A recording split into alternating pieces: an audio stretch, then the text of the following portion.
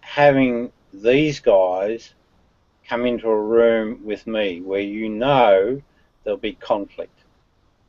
Because it creates more dialogue, and there's like, otherwise it's just me sitting here listening to you say the same you told me 50 times. Well, then don't come. Go away. I'm not holding you here, mate. Look, I already went away, and Dallin was telling me to come back. So Oh, okay, okay. I'm I mostly. am. Yo, I am. Let me tell you something. Those trolls talk about Rob constantly. So you're gonna have. And I criticize them for that. The first meeting I ever had with Well, the Rob, thing though, I jumped on their you can't fucking call out. case. Yeah, but you can't call out Rob for bringing that up because they're bringing him up, man. Like it's like it's Yeah, kind of I'm gonna criticize both sides when they're doing that shit. fair enough. But yeah, 100%. Rob and I do have a lot of interesting topics that we talk I about. mean, The trolls. I mean, The trolls when only seem to talk about the trolls only seem to talk about one thing, and that's trolling. Rob will actually have intelligent conversations. oh man, I don't want to have that debate. Well, hang on, I am. That's actually very poor form on your part. I think we had an interesting discussion on senses in the mind, didn't we? Or did we not? Um, Now, you have to be, in my room, mate, you have to be an honest person, not a I don't. bullshitter. I don't. I mean, the first time we had the conversation, it was interesting. But Yeah, we had the same conversation again and again though, and after the first time, it wasn't interesting anymore. Yeah, but okay. okay, I am. We have somebody new in the room as well to offer more perspectives. Even if the same topic gets brought up again, we have other people to weigh in on it. Yeah, but we can do that with Bulldog and Trollo in here, and have them like perma muted, or Well, I don't know I don't know about So, Bulldog, but okay, hang on, hang on. I'm I don't gonna know call. what do you call it? What's a I'm better name than perma muted? gonna call it quits on you, mate. I am. hold on. Hey, Rob, don't call it quits. Let's get Chaz over here. Yeah, you can bring him in, but no, I'm not impressed by I am's disingenuity. Can you See you, unblock? dude. See you, dude. No, Rob, don't kick him. Rob, come on. You're kicking me? Yeah, mate. Yeah, Rob, do not kick him. It's a little too early for that. That's all right. He'll be fine. He's got a life to live. See, the thing is with him, he's the type of guy that needs 100% proof before he'll, accept anything as valid. And in life, there's got to come a point where you got to say, well, you got to make a call on certain things um, that are pretty obvious. So, nah, he's fine. He'll be fine. He'll be fine. See what he did. See, I don't do things without reason. I pick up the subtleties. He said. He said.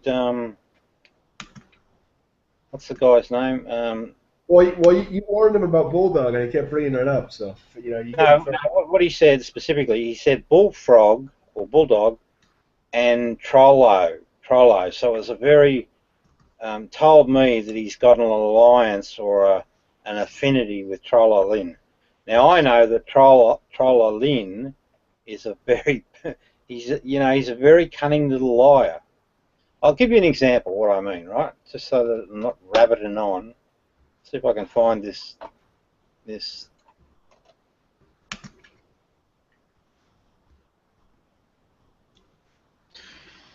Speaking of trolls, Nephilim Free just invited me to a hangout. Ooh, can we come? I'd Oh, love to. that dude's a fucking troll and a maniac. I ain't going there.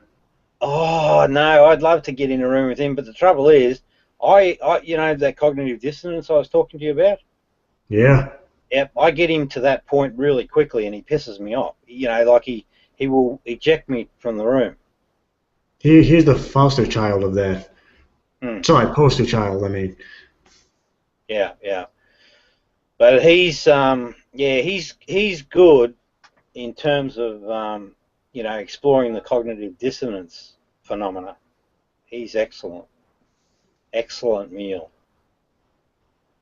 I'd actually like to have that sense in the brain, or sense versus brain discussion with him. It'd be really interesting to see how a Christian reacts to that and what sort of information they throw back.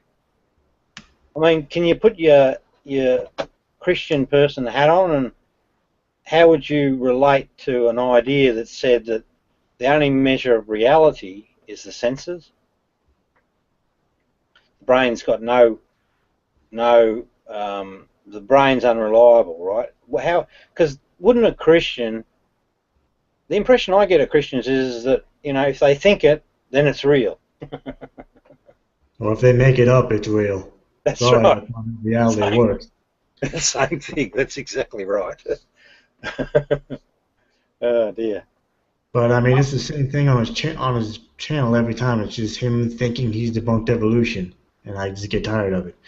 Yeah, well, it's a he said, she said scenario, and this is what frustrates me about the whole Christian and atheist debate, is that it invariably ends up in this position where it's my belief versus your information, and I'm going to choose my belief, and that's the end of it. I got a strategy which I haven't really deployed yet, but I have a couple of times, but really in earnest I haven't deployed it, and that's the Book of Daniel argument. So what that is, and just stop me if I'm talking too much or whatever, because I'll just keep going. The Book of Daniel is, and academically, it is a forgery. What does that mean? It means that all the prophecies finish at 160, and the book was written after that event. Well, the academics say 164 BC it was written, right? But I say it was after the one, and I've got an argument for that. So, that's interesting enough, but it's a really powerful position, and I'll tell you why. A lot of times people miss the subtleties. Here's the subtlety in the Book of Daniel forgery, right? So assume that the academics are right and that it is indeed a forgery, right? Assume the academics are right and that it is a forgery. What follows from that? Well, what follows from that is that Angel Gabriel becomes a forgery. Because they use, the person that's writing this book post-mortem and falsifying prophecies uses the notional idea that an angel visits Daniel and is the interpreter. Why is that important for that to be a forgery? That Angel Gabriel's a forgery? It cancels the three religions, right? Christianity has no base anymore, because it uses downstream this fake angel. When we go to Islam, Islam is based primarily on the principle that Angel Gabriel spoke to Muhammad. Well, if Angel Gabriel's a fabrication, Muhammad has to be lying. And I think that that's a really powerful argument that I'd like to put out there. And then you say, because you're using the book, right? You're using the book as your evidence, the Bible, and you're saying the evidence is that the Bible is a fabrication, right? It stands to reason that the whole book must be bullshit. Yeah, that's true. Yeah, but yeah, I know your lack of enthusiasm, because you probably think they're going to cook up some sort of story. I'm not so sure that they could defend that position. I'm just not sure, because... Hey Rob, Chaz is claiming that you have him blocked, and he's probably trolling, but I thought I'd let you know that. Yeah, well, look, I'll let him in. See, this is the ego mind of the troll, right? It has to win. It has to win. So they get a bit fanatical. And this is what I mean by they're not winning at all, because... Oh, and I'll tell you something, Dan, I'm going to pay out in Brother John big time if he'll give me the opportunity to do it. He may never do that, but I'm going to give him a serve. So what have I got to do? I've got to find this bloody little prick and let him back in, don't I? Now, watch the behaviours when he comes in. Okay, so I'll tell Chaz. Hey Bob, thanks for having me, but I gotta get going and I gotta get to bed. So I'll see you around, okay? Yeah, good to talk to you, dude. Yep, see you, mate. Hang on, I'll find him.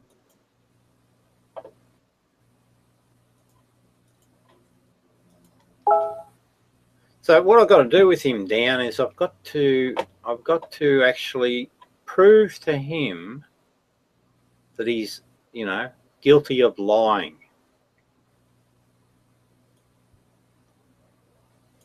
I think that's the best service I could offer the dude.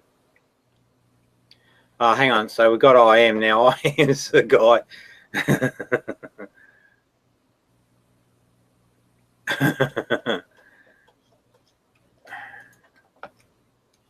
I'll just say to him, don't talk to folks.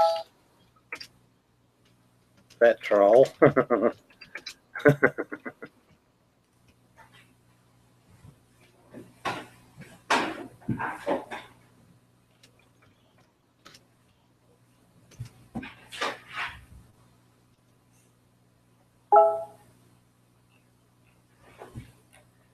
Right, now, where is this asshole?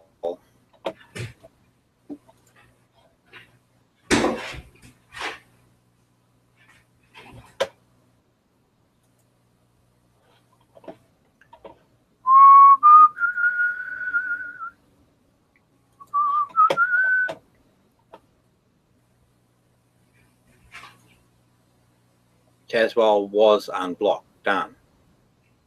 Okay. Just tell him that. Yeah, he's unblocked. But he's just so desperate to have a win, his little Chazzy. So desperate to have a win.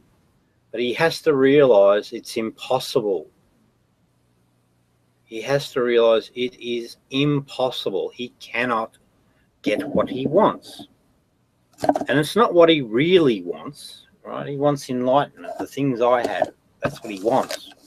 He just can't achieve it by being a bloody troll and lying. You've got to be a truth teller. So anyway, see if he comes in and down, and then we'll deal with him, and he'll have to follow Rob's rules.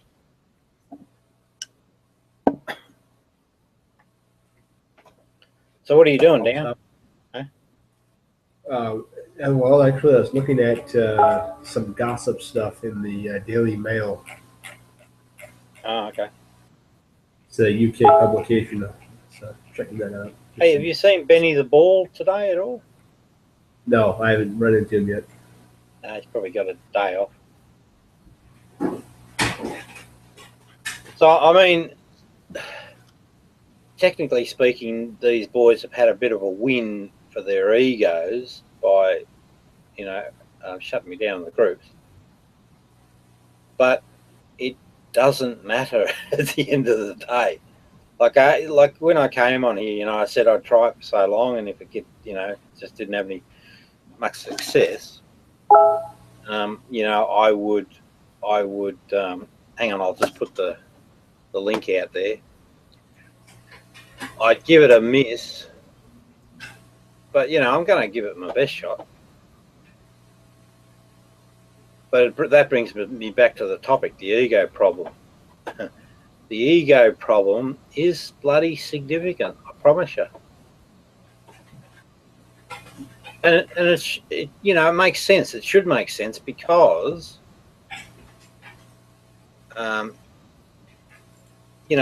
the rarity of enlightened folks. The inverse of that state is, a bunch of folks that have got ego identities. So, I tell you, another person, well, it'll be interesting how it pans out. I'm not sure that I'm going to see too many folks from here on in, but And again, that doesn't matter. Life goes on. But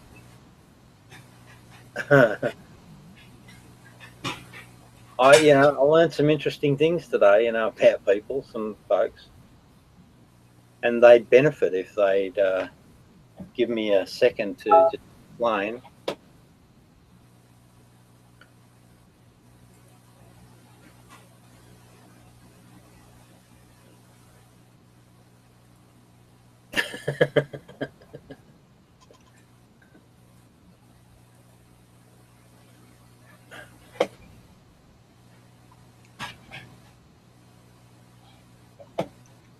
They got a picture here of a dog wiping its ass. Quite funny. Now there's that Sega dude. He's a bit of a worry.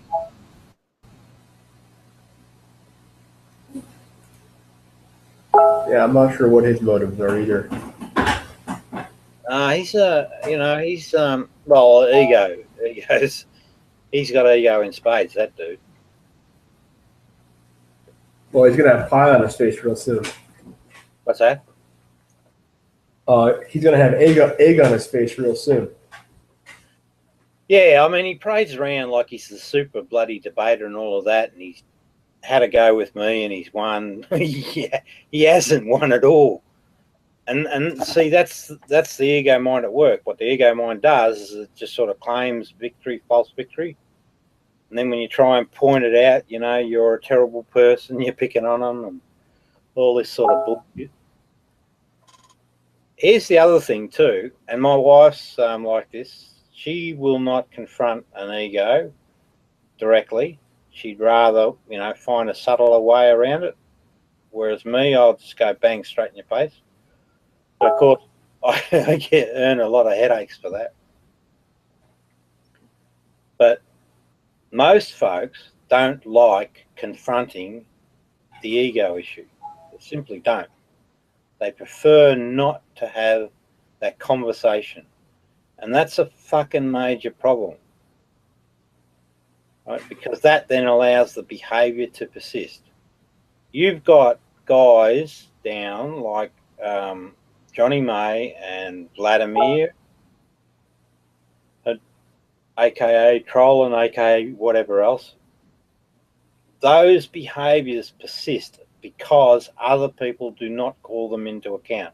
They allow those behaviors. And that's what Brother John is guilty of in that last hangout. He allowed those behaviors to exist. He'll find some way to validate his position. He'll argue it quite eloquently. But here's the bottom bloody line. He allowed those guys to troll rather than allow an honest debate. And he knows, right, I assume he knows, unless he's... See, this is interesting too. It'd be interesting to get his view because he places no value on the harm done to our side. He only cares about... Well, he tries to project it as fair play for everybody. And that's bullshit. And it's such a battle to try and get that point across. Such a battle. Unfortunately.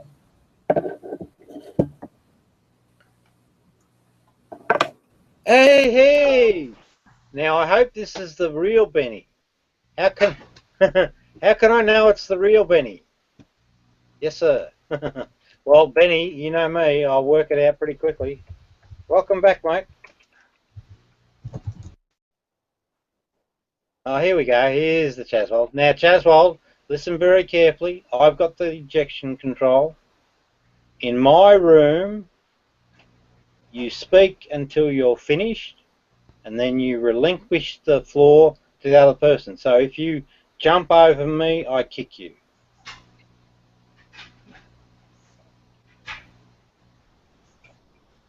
Simple. Benny, did someone copy my channel? Oh, no, I don't know, Benny. It's just a bit of paranoia at the moment because I'm being gang raped by the trolls.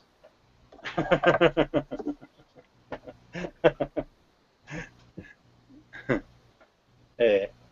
These terrible, terrible, terrible human beings that want to tell the world that I'm the problem when they are the problem.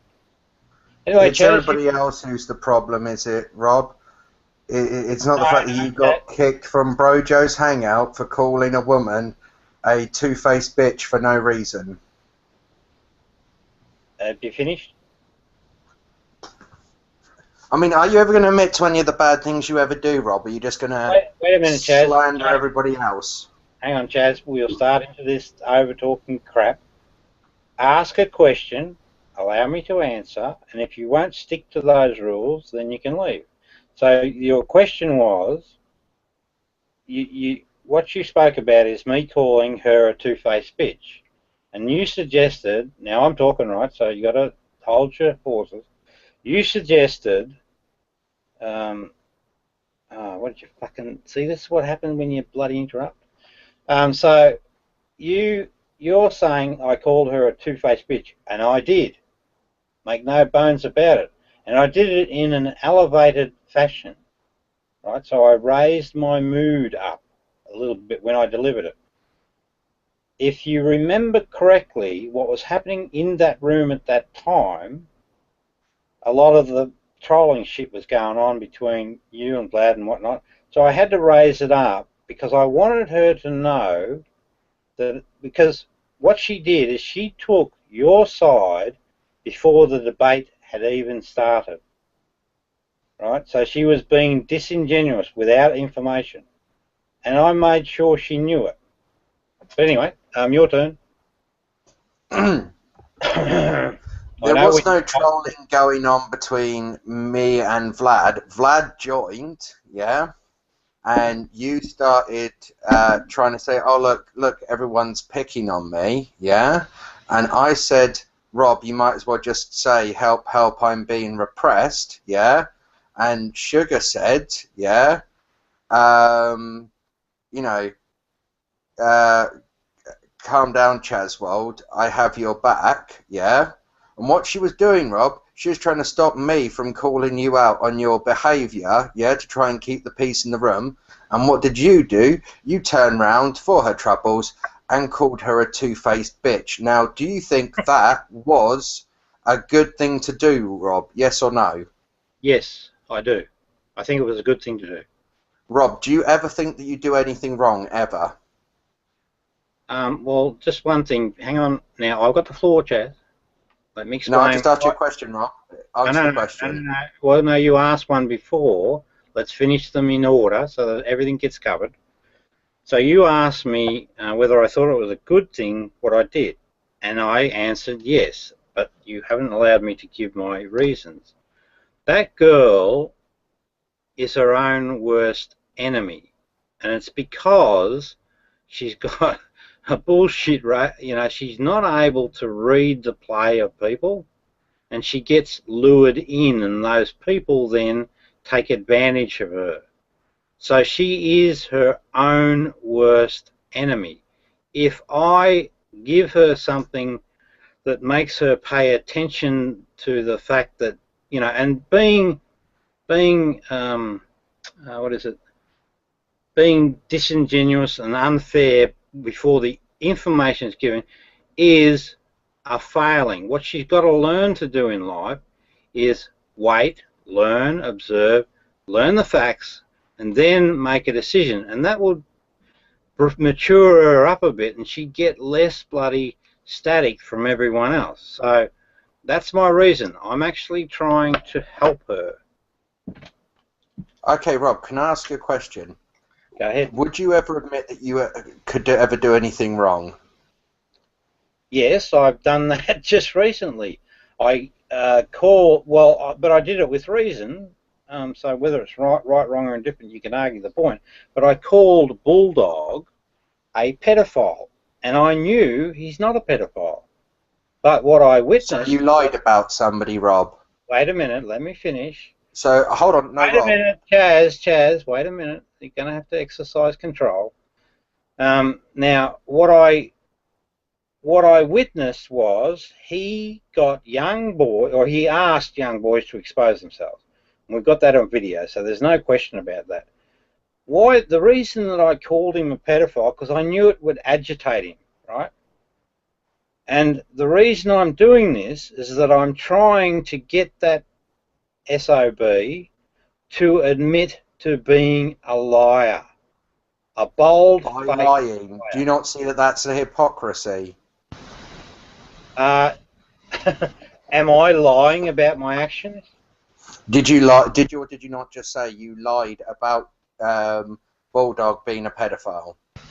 Right, I'll answer that. So you told a lie about somebody, Rob? Well, wait a minute, let me answer. Do you not understand that when you... Yes, I deliberately told a lie, so I'm not lying about it, I'm not hiding. So you admit to being as guilty as the people that you're talking about. Isn't it the whole thing of he who's without sin cast the first stone? Listen, Isn't it? You listen, can't see the splinter in your neighbour's eye when you have a log in your own. I mean, you claim to follow Jesus' sayings, but you don't seem to act like it. You have to go, mate, if you keep that up. That's the... What's that? Let's make that the first warning. Don't do it anymore. Hey, Rob, let's test out that trick where you can remove him from broadcast. If you click the arrow below his name, there should be an option that says remove from broadcast. Do you see that? Yeah. I'll bring you back, Chaz, I promise. Hang on. Where are we? Hide from broadcast, right? Yeah, that's the one. So what does that do? Can you talk, Chaz, or not? If you hide from me from broadcast, no, nobody would even see that I'm in the room. Hang on, let's try that again. Okay, good, got it. Okay, Chaz, instead of injecting you, I'll hide from broadcast. So show in broadcast. Righto, what was the last question? Oh, about the lying. Okay, now, listen very fucking carefully, right? If you tell a lie and do not own up to it, you are a liar. But once you own up to it, you are no longer a liar because the truth has been declared. Right, now in the case of you trolls, without exception, you have made lies, but you have not owned up to it. You know, it's the old adage, the truth will set you free. So what lies haven't I owned up to? Let's think. Well, it's such a long history, there's probably bucket loads. But you know, that's the thing I know about lying because, you know, growing up, I'm a human being just like you, right? So I've told lies to mask over, protect my ego identity, but I don't have to now because I don't have a fucking ego. So let me think. Can I think of anything specific? Possibly not now, but I know you have, and I know you know that I know. If we had Vladimir in here, right, I could be very specific. I'm not Vladimir, and I'm nothing to do with Vladimir. Let's just get that straight. What Vlad's behaviour has nothing to do with me. What Vlad does is Vlad. Yeah. What Chazwold does is Chazwold. What Rob does is Rob. Yeah? Yeah. Okay. I can actually name specific points where you've lied, yet you can't name things where I have, yet you like to throw out that assertion. Rob, do you think it is mature or childish to block somebody and then make lots and lots of hangouts where you do nothing but bash that person and slander them? No, I'm not slandering you. I'm speaking truthfully. You are. No, you've made assertions about me that other people have disagreed with. You are a liar, my friend. No, that is your assertion, Rob. Well, I'll put it to you this way, right? Why I know it without hesitation. The nature of the ego, and this brings us back to topic, the nature of the ego problem or the ego mind is that it lies. It has to lie, right, to protect the lie that, because an ego mind is a lie. That's, You know, if you don't know what an ego, an id, and superego are, Rob. Yes, I do. Enough for my... you don't. Yes, I do. You constantly misuse ego. No, I'm saying to you, this is exactly what it is. So in the same way that you misuse cognitive dissonance. Chaz. What I'm saying to you is that a person with an ego has a false notion in their head about their personal identity. That is a fact. No. I've tried to explain this to you before. The ego, the id, and the superego are all parts of how the sort of like the personality is built, at least according to Freud's theory on them. What you're doing is you're trying to assign characteristics to people who disagree with you, Rob, and you're trying to then make up lies about them and say that person is a liar, they have an ego mind, they have cognitive dissonance, in order to try and defame them. I notice, Rob, you don't turn this back on yourself, and you still haven't answered me. The hangouts that you've done, yeah, where you've had me blocked, and then you've sort of like, you unblock me, then you block me again, and you unblock me, and you have hangouts, and you do all of this grandiose fucking parlor. Is that childish or is it mature? Mature. You think that's a grown-up thing to do? It's no way childish to block somebody and then have live hangouts where you slag them off. Yes, well, I'm not slagging you off. I'm telling the truth. No, you have slagged me off, Rob. There's an hour and 40-minute hangout where you slagged me off, isn't there, Rob? What did I say that's incorrect? Now, hang on, Chaz. I just want to add before you answer. I want you to be 100% honest in your answer. Could you do that? I'll tell you what, Rob. I'll take your Rob. I'll take your hour 40-minute hangout. I will take it apart piece by piece, and I'll show you a cut in every point where you slagged me off and where you've made assertions about me. Yeah, you might think they're true, Rob, the insults you say about people, but that doesn't necessarily mean that they are true. They are true, Chaz. You wouldn't be here if they were not true. No, I'm here, Rob, because I'm sick and tired of you telling lies about people. Brojo kicked you from the hangout because you were being unruly, just like you threatened to do with everybody else, yeah? And what did you do? You made a live hangout and you sat there and you started cussing him and Sugar out. This is what you do, Rob. It's very childish behaviour. But you won't admit your bad behaviour, Rob. This is the thing I've been saying to you. Like when you were sending me messages with links to your hangout, trying to bait me in, and I told you, are you going to admit to your bad behaviour? But you won't, will you, Rob? Nothing Rob ever does is wrong, is it? You're feeding the bad one. Yeah. that works well. Now, Chaz, I'll say it again, you know. Stop the shit and stop generalising. Well, I haven't said this yet. Stop generalising. Let's get into specifics, shall we? And I'll let you back in a minute. I just want to learn about Zap. Who's Zap? Yeah. Who are you, Zap? I think that was one of the people that Johnny May, said that comment to, actually, Rob. Oh, okay. All right. One of the molested kids. Oh, one of the molested kids. Really? That's bloody interesting. Okay, Chaz, you can come back in, but please, let's get to specifics. Let's not talk all this generalised bullshit. Hey, it's Scaff.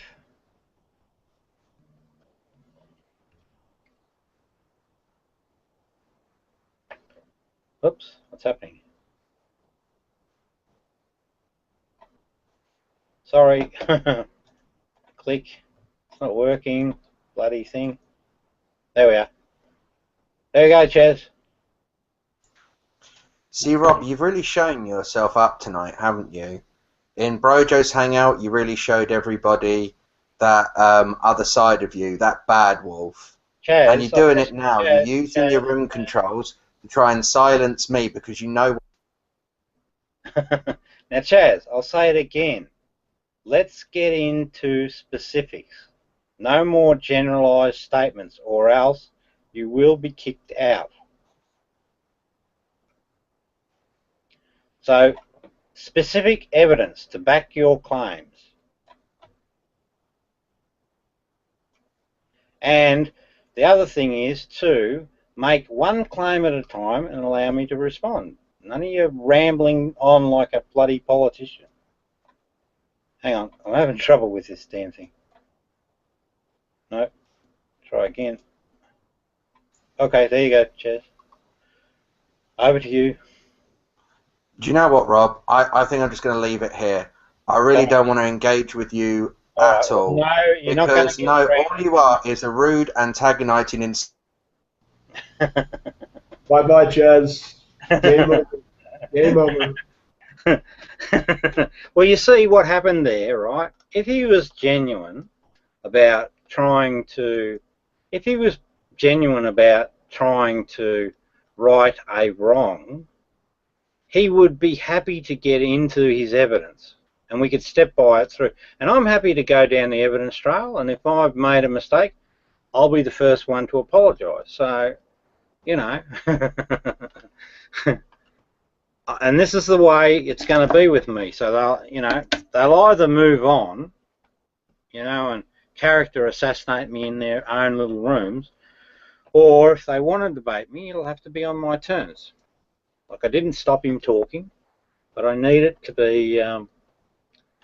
be constructive, And I mean, I hope you can understand or appreciate that his behaviours are based on ego. It's all about his identity, his person, how he's perceived. He doesn't give a shit about anybody else.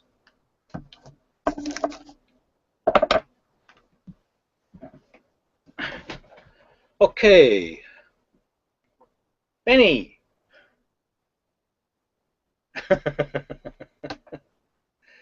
I tell you what, Benny, you are very, very sharp. Very, very sharp indeed. The super Benny.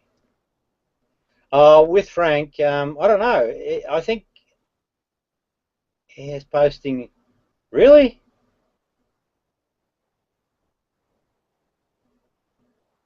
Green? No, I didn't. I didn't see the... No. Really? Green? I showed it in your hangout. You showed it in your hangout. A naked black woman sitting on white gate. Oh, okay, yeah. I remember that. But I didn't. Did I show that? No, you showed it. Really? I'd have to go back. I remember the picture you're talking about, but wasn't that coming off his profile? I didn't show the picture.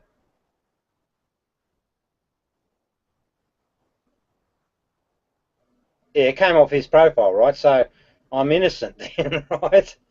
Oh my goodness, you had me worried. I don't do that sort of shit. But the question still remains, what's with Frank and showing that picture? Yeah, it's an interesting one, isn't it? It certainly is. Maybe it's cognitive dissonance. Maybe he's maybe he's... Hello, Gary, how are you? I'm fine. Yeah, that's fine. Hey, Gary, because I'm being trolled at the moment pretty heavily. You are? Oh, yeah, I am. Because I am, when I conduct a room, it has to follow some very specific rules, and the rules are basically this. Whoever's talking is allowed to continue talking until they've said their piece, but they must be quiet while the other person has a say. That sounds like a great rule and a great way to do it. Yeah, I think it is. It's the only way to deal with these trolls, because what they do is that they interrupt the conversation and they stop you from presenting your position, and they do it deliberately. So that's the rule. Okay, fair. They've done it to me a lot too, so let's do it. Yep, it's done, mate. I've got the controls, so consider it done. Gary, anything you want to talk about, or anything on your mind? I just kind of got up from a nap. Not much is on my mind at all. Well, what we've been talking about is, so I had an experience recently, and I was in a room full of, pretty good folks, and a couple of trolls, potentially good folks, you might say, and I think I was unjustly treated. I did something dramatic, but I did it knowingly, because I knew that I wasn't going to get a fair hearing like what you get here, where everyone gets a chance to have a speak and everyone gets a chance to reply. So it made me think about this ego issue. So, with trolls, their big problem is they've got like super egos, and that's the fundamental problem. And with that comes lying and all of the rest, but it all sort of ties in. But it made me realise that this ego problem is bigger than I perhaps thought it was. Yeah. I was just thinking that well, if you think about it in an inverse way, right? Enlightenment is achievable by certain people, but there are a limited group of people that achieve enlightenment. They're the minority. So I guess it must follow that the majority have an ego of some form, an ego identity. Fair enough. Yeah. Well, am I allowed to talk? No, I'm not. You got the floor. Yeah, way you go. Here it is. When I first started this stuff, I made the mistake of thinking that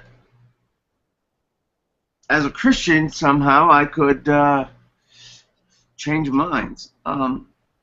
You can't change anybody's mind, and if they don't want to hear the message, then they don't. And I changed the way I did Hangouts in general. I don't care if you don't want to hear that particular thing that I do, then fine. Otherwise, I can talk about other things. I don't have any trouble doing that. I still get kicked out of a lot of rooms, but hey, what are you going to do? That's right, that's right. Yeah, well, here's my position. I see the ego mind as a problem, and I'm just not prepared to walk away. So I look at it this way, right? I see it as a problem for that individual reaching their potential. And, being truly, what Jesus calls the love thy neighbour factor, right? No ego, then humans gravitate towards loving their neighbour, and the world's a heck of a lot better place. Amen. Yeah, that's true. But it's absolutely true. Absolutely true. I have zero doubt that this is a true statement. The ego mind, or the identity mind, is the thing that holds people back. So if I see a person with an ego mind, I'm going to call them out. And I'm getting really good at spotting it. I can spot it quite accurately, I think. Not always. Not always. I might miss a few marks, but, give me time and I'll spot the problem. But the problem with that approach is you end up getting a fight and you get alienated. As you probably know, you've been alienated, right? Oh, yeah. Yeah. But it doesn't matter. It doesn't matter because, we're still okay. We're still intact. We're still, Really? Yes. Yeah, exactly. I have been. I run Hangouts now and then. This would be so many people. I would be overwhelmed if this many people showed up. So far, I've gotten lucky once in a while getting another person. But if I run a Hangout, no one's coming. Yeah. I wouldn't worry about it, mate. I mean, life's about... So, now, Now I got to tell you, Gary, because we've got to be honest. I'm not like a Christian person. I'm a person that likes truth, and I did my own research into religions. Well, basically, I'm the type of person that I have to know the facts, and I have to be realistic. It has to make sense to me. So I call myself a realist, and I was raised in a Christian household. Mum would take me to church, and as a young person, I would look at the stories and say, that can't be true, you know. And unfortunately for Mum's aspirations for me to be a good Christian lad, you know, I resisted Christianity, and I basically parked the whole notion of spirituality and then went on with my life until I reached about 40 years of age when we had the Rwandan massacre. Yeah. So do you know the Rwandan massacre? Yeah, yes, sir, I do. I did my Peace Corps in Africa, and so I do tend to stay more informed than most Americans as far as Africa goes. So yes, I was pretty shamed by my country's unreaction to what is going on there, or was going on. Yeah, well, that's what struck me. I mean, I just looked at, my view was, I just saw these, what was it about, was it 800,000 people? I can't remember the numbers, but I remember that it was just because these people had something the other people wanted, and instead of asking, let's kill them. Hey, Rob, the numbers from the UN total into 1 million. Oh, geez, 1 million. Yeah. Well, I saw that event, and like you, Gary, I was mystified by the reaction from the global community. It was like, you know, they were dead, so what, you know, move on. But for me, I look at that and I think of just my own family, because those folks are just family, you know, mum and dad and kids just like us, and here they are butchering each other. So I decided at that point, that reinvigorated the search for meaning. You know, what the hell is going on with humans? And I actually found the answer in the end. I found the cause of what happened. But, so... What was the cause? Sorry. Yeah, there was a guy called Bismarck in Europe, and he was a leader of or leading influence. Actually, he's a bit of a bugger for a number of reasons, but because I think Bismarck is the same guy that called Hitler the Bohemian Corporal, so no. Quite influential guy. But basically what he did is he called together, or chaired, a gathering of the royals across Europe, and they called the event the Scramble for Africa. And what happened was, that's when the European empires, if you like, basically made a move into Africa. And what they did, when they got into, what is it, the Congo, or whatever it is that these people live, when they got in there, they basically treated, because there was two communities, right? Prevalent community, Tutsi and Hutu. Yeah. Yeah. Well, what they did is they favoured one group and they disadvantaged the other group. Yes, they did. Yes, exactly. So it was the European empires that actually caused the building of the tension that actually led to the massacre. Yes, they did. Absolutely, they did. And I mean, if you think that through, right? So we've got the empire causing havoc for the people in Africa.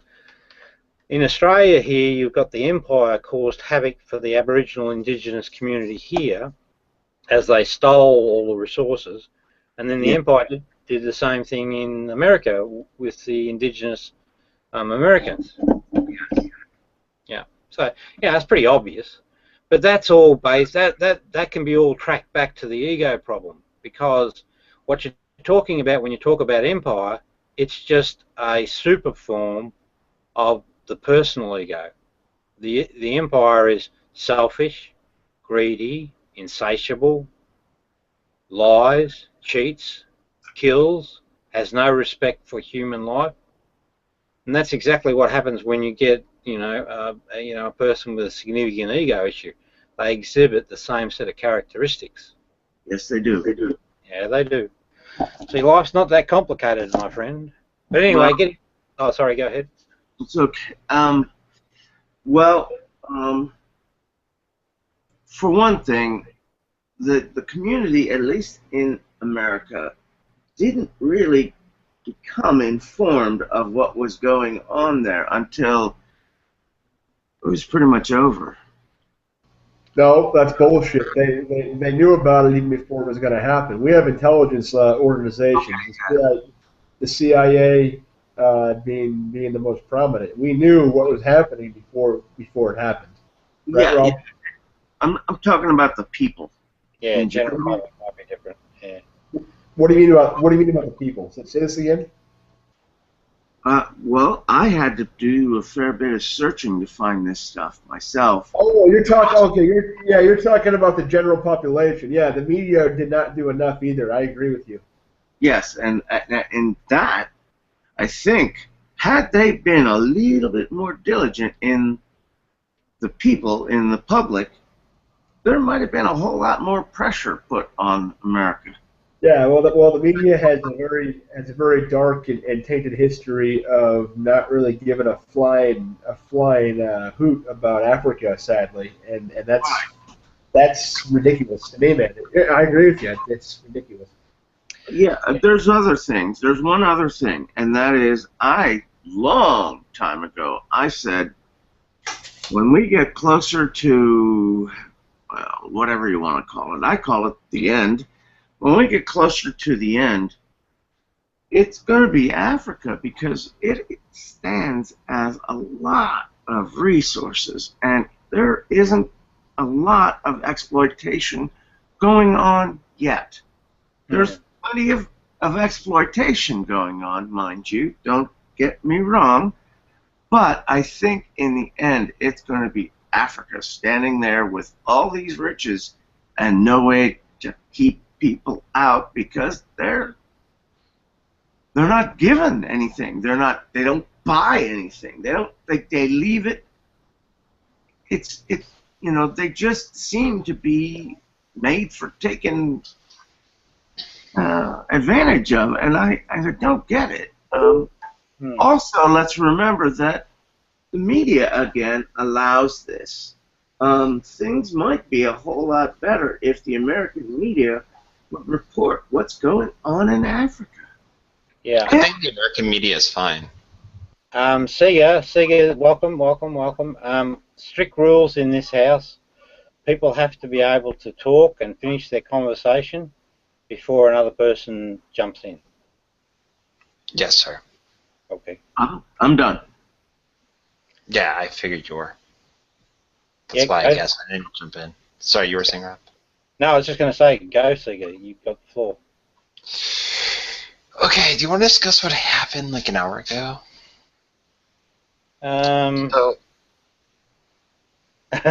Well, just ask a series of questions so that it frames what answers you want, and then just allow me to answer. Don't worry, this has nothing to do with you and Bulldog and that beef. I'm just going to leave that to the side, and that's done for now. Why were you bashing the sugar woman, the woman that same sugar on Google Plus? Why were you bashing her? She's having a rough time right now. Like, don't care. Couldn't give a shit. Now, that doesn't mean that I don't care about her, but I don't care about her emotional state, because she's behaving disingenuously. Thank you. Okay, that I can agree with right there. That's all you need to hear. Like, I can understand your logic behind it. If you're like not really emotionally like able to sustain all the trolling on G Plus or anything like that, maybe you shouldn't be on. Oh, is that a comment for me? Is it? No. Okay. No, my apologies. I misunderstood. I do now understand. I can get it sorted quickly. No, now I did it in a real elevated way, but I did it deliberately that way so that she heard me. I wanted her to understand that she's the big part of her problem. I'd like to see her right, but I can't solve that. She has to solve it herself. But she has to stop. She gets caught up in, it's all about me, right? It's all about me. You got to let that crap go. It's just, it leaves you as an emotional wreck if you're not careful. And I'm trying to do it in a hurry, I ain't got time to muck around. So I have no regrets at all about that action. And, even if she goes out and commits suicide, and I know this will sound harsh, because that's, I'll still live with that. You know why? Because that's the person's choice, their actions. But you will get people that will use all manner of, personal analysis to stop you from speaking the truth to them. That's true. That's absolutely true. I have talked to her myself, and I have found that, she really doesn't want help. She wants drama, and I don't have drama to give you. Yeah, that's right. Exactly. Well said. That's exactly right. Thank you. It's the center of attention phenomenon. So, and this is all ego-based, right? So, if she could appreciate those things as being real, her lot in life would improve dramatically. Yes, it would. Absolutely. Sorry, I got loud. I better mute myself. No, you're right, mate. No, the rules only apply because, if the extreme behaviour is the exhibit, I can say, well, hang on, that was the rule, So if we're more relaxed and people are, just being, respectful and just getting their word across, we can relax and just enjoy the conversation. I respectfully agree with your opinion, so no hate right there. I can get where you're coming from.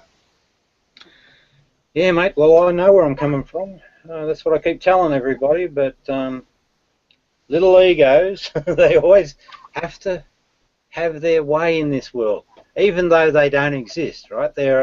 Egos are nothing. Hey, I have a lot of friends in your country. Most of them are in New South Wales, but some of them are more in, let's call it the wilds. They don't like me to say bush. They're not in the bush, they're in the wild areas. So that's where they are. I don't know exactly where. Okay. Well, very good. I made these friends right after I watched a movie about the rabbit fence, which fascinated me. Yeah, that was a good movie, wasn't it? Yeah. Yeah, it really was. Hey, have you got any plans to come out and visit? I would love to, but my health causes me some problems, and if I can get them worked out, then yes, I do. But right now, my traveling days, I have been everywhere except on the Antarctic and on your continent. Otherwise, I've been on every continent in the world. Ah, well, at least you got around. I mean, me, I've only travelled to your continent and Australia. That's it. Yeah, I did do a lot of traveling until about 40, and then I got in a car accident. Wait, you're 40? No, I'm 53. Are you serious? Yes. I'll be 53 on the 25th of this month. Bro, you don't sound like you're like a day over 25. That's kind of amazing. People guess me about 30 when they meet me, too. All right, awesome. And as you were saying, I'm sorry to interrupt you, sir. It's okay. I was pretty much done. But yeah, most people think I'm a lot younger than I am, but I'm not. In my brain, maybe.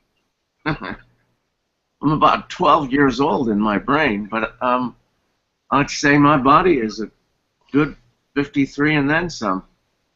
I was not a very, let's call it, easy on the body person when I was younger. I wanted to do it all, of all kinds of things, and I managed to do most of it. Yeah, it's just this unfortunate car accident. That's basically the problem, huh? Yeah, the car accident was kind of the straw that broke the camel's back. And it's funny I say back. It was my back that finally said, all right, you've had it. Sit down. Mm. So how are you? How's your day-to-day life? Are you sort of okay with it, or? Yeah, I mean, I have bad days and I have bad months, for that matter, where, you know, I'd just soon not wake up. But not so many that that I do something about it. Let's put it that way. I'm fine with what I have. I'm happy with what I have. There was the question, and that's good to hear. So you're happy with your lot? Yes, sir. So I've got a question for you. It's my little testing question. Are you scared of death? Not at least. Not at least. Yeah, good. Okay, well that tells me a lot about you. Just that simple question. When I was reading the Jesus that I read, so not the Bible, but the Jesus I read, he said the first thing that jumped out at me, I thought, wow, what a way to test whether this is fair income or not. He said, whoever discovers the interpretation of these sayings will not taste death. And I thought, what's that mean? And then I quickly realised, well, not fear death, because in philosophy that's a common thing, that the wise philosophers don't fear death. But then I tested it in my local circle. So I asked a couple of people that I thought of as good folk, you know, that they were the caring members of the family, not about themselves.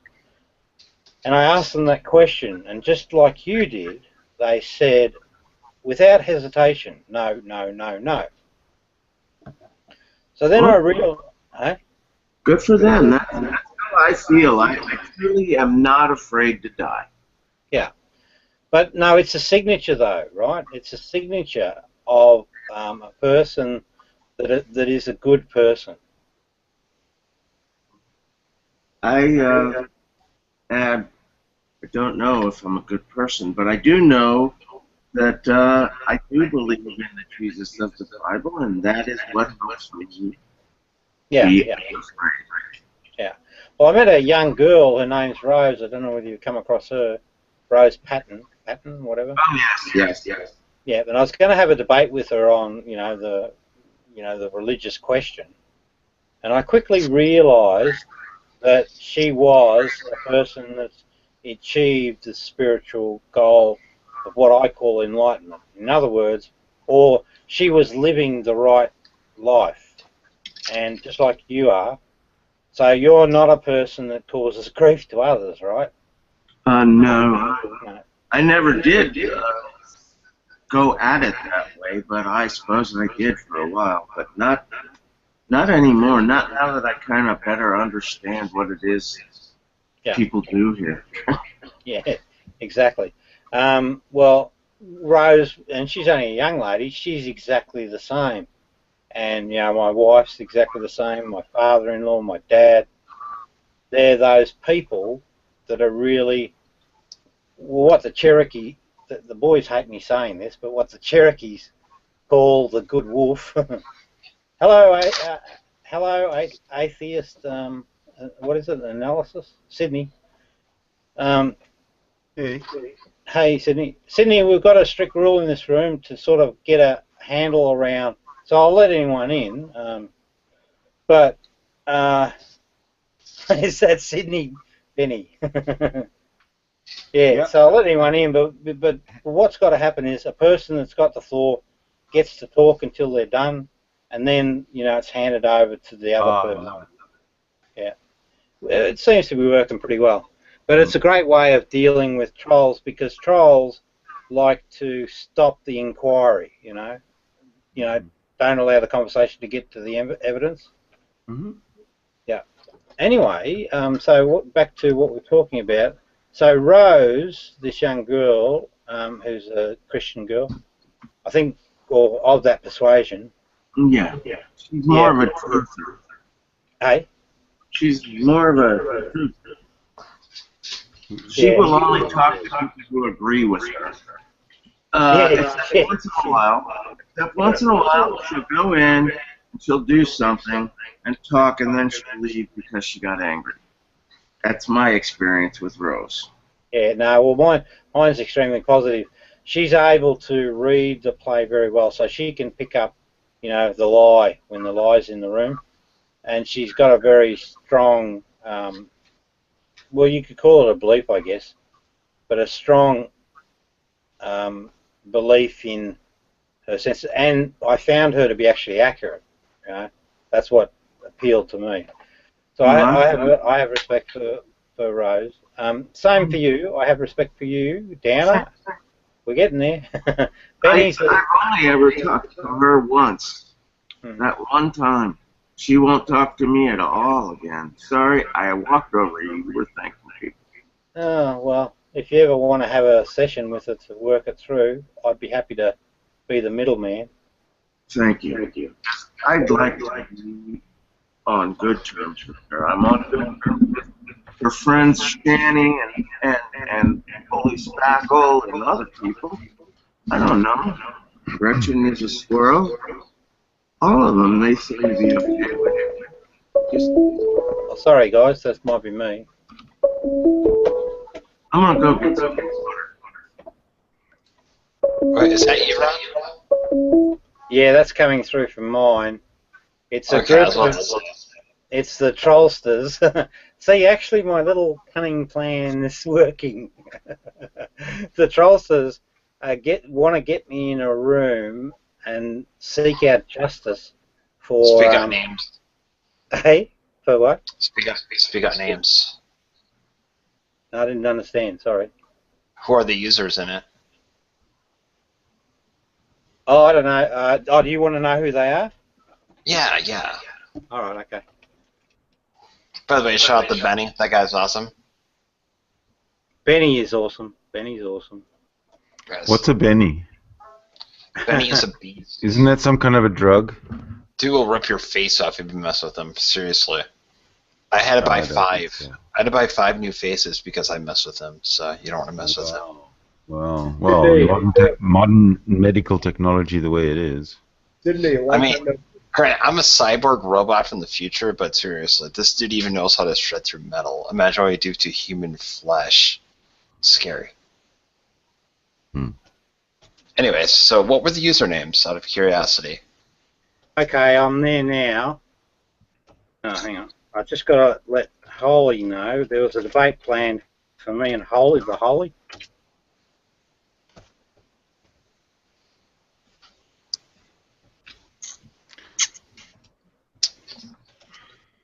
Is Vlad in there? Bulldog? Jinder Mahal? There. Hang on. Here they are. Here's the people that are there. A guy called Joseph Jello. I don't know those people. Cerebus.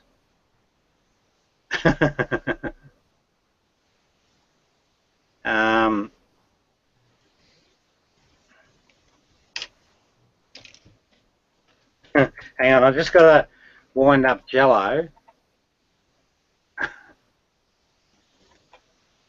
Okay.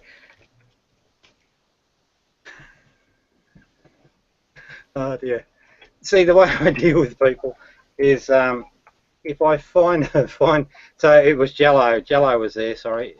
Jello. Who else? Jello's basically trolling. I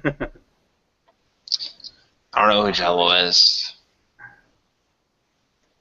By the way, I'm letting Benny know this is the last time I'll ever do a show with you.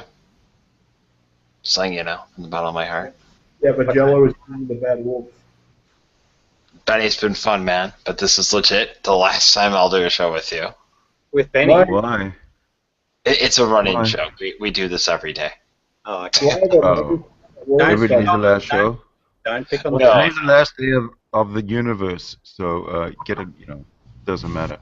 Every day I join a Benny's show, I have to let him know it's going to be my last show. Apparently, we're not going to see Thursday. No, apparently not, because I'll be retired by then. Sydney, how you doing? Very well, thank you. How about yourself? I'm looking like Howard Hughes every day now. You're working like Howard Hughes, or you're looking like Howard Hughes? I wish I was working like Howard Hughes. I'm looking like Howard Hughes. Ah. So you have little bottles of pee everywhere? Yeah, I do. Like, got Yes, one more. Bro, every day. That's very clear. Bro, every day his beard gets better and better. That makes me so jealous. I'm ashamed to go on the camera now because we're asking. Oh, well, no, it's not. I won't go live. I will not put my face on it. Yeah, you don't have to, Gary. I'm not done it either. It's off, though. It's all good. Yeah. Gary can't go. We are. Until he loses like 60 pounds. Should I put my camera on for the first time on a Benny show?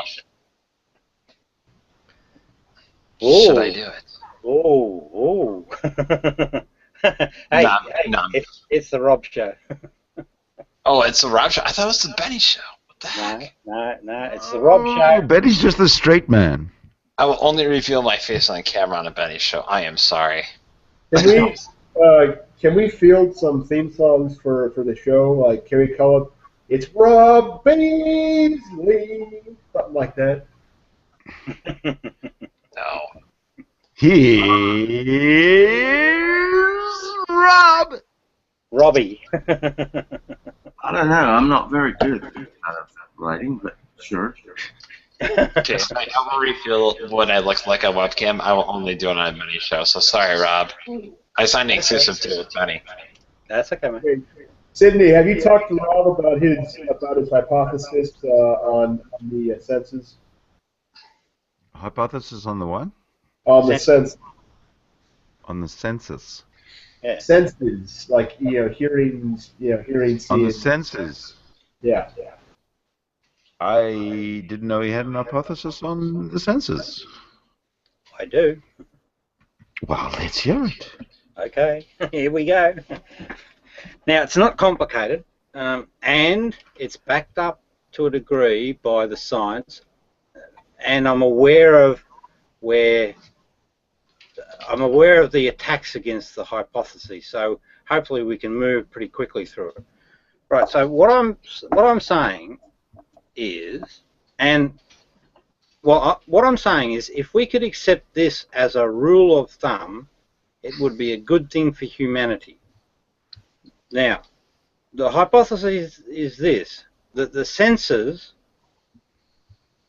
do not leave, are the only accurate means of determining reality reliably and knowably. Now, you might say, well, hang on a minute, there are exceptions, and yes, there are, but those exceptions are all still knowable. So the variation, like colour blindness and all of that, that's all fine. So there's the senses. They are the things that contact. Now, the senses only function in time in the now. We can't use our senses to go back in time to experience any past event, and we cannot use them to go forward. They're only active within a given time slice called the now. So that's the senses. And my argument is that they are knowably accurate all the time within the scope of their limitations, their design limitations. Then what happens, there's some connecting nerves or whatever that take information from the senses that don't have brains, they just do what they do, up to the brain. And it's in the brain that the brain then does some interpretation work. And it's in the brain where all errors occur. So the argument is this, that we should accept the reality that senses are the only way of determining reality. From that point, we then say, I want to touch God, I can't, so it's not part of reality. That's about it, roughly speaking. The God concept is an irrational, totally irrational concept. It has no merit. It has no merit on its own standing. I don't think you need any lack of sense of God to shore up your argument. Wait a minute. If that's where we're swinging, Rob, I'll take my leave. Okay, I understand, Gary. No worries. Yeah, Gary's a troll. He's a Christian troll. Well, no, he's a Christian. I understand. No, I know Gary very well. He's got the shortest temper of any human being on this planet. But you forgot the entire aspect of... And he owns a lot of guns. You forgot the entire aspect. I'm a Christian, so let's debate on this. So what's your aspect of why not believe in God? Tell me right now.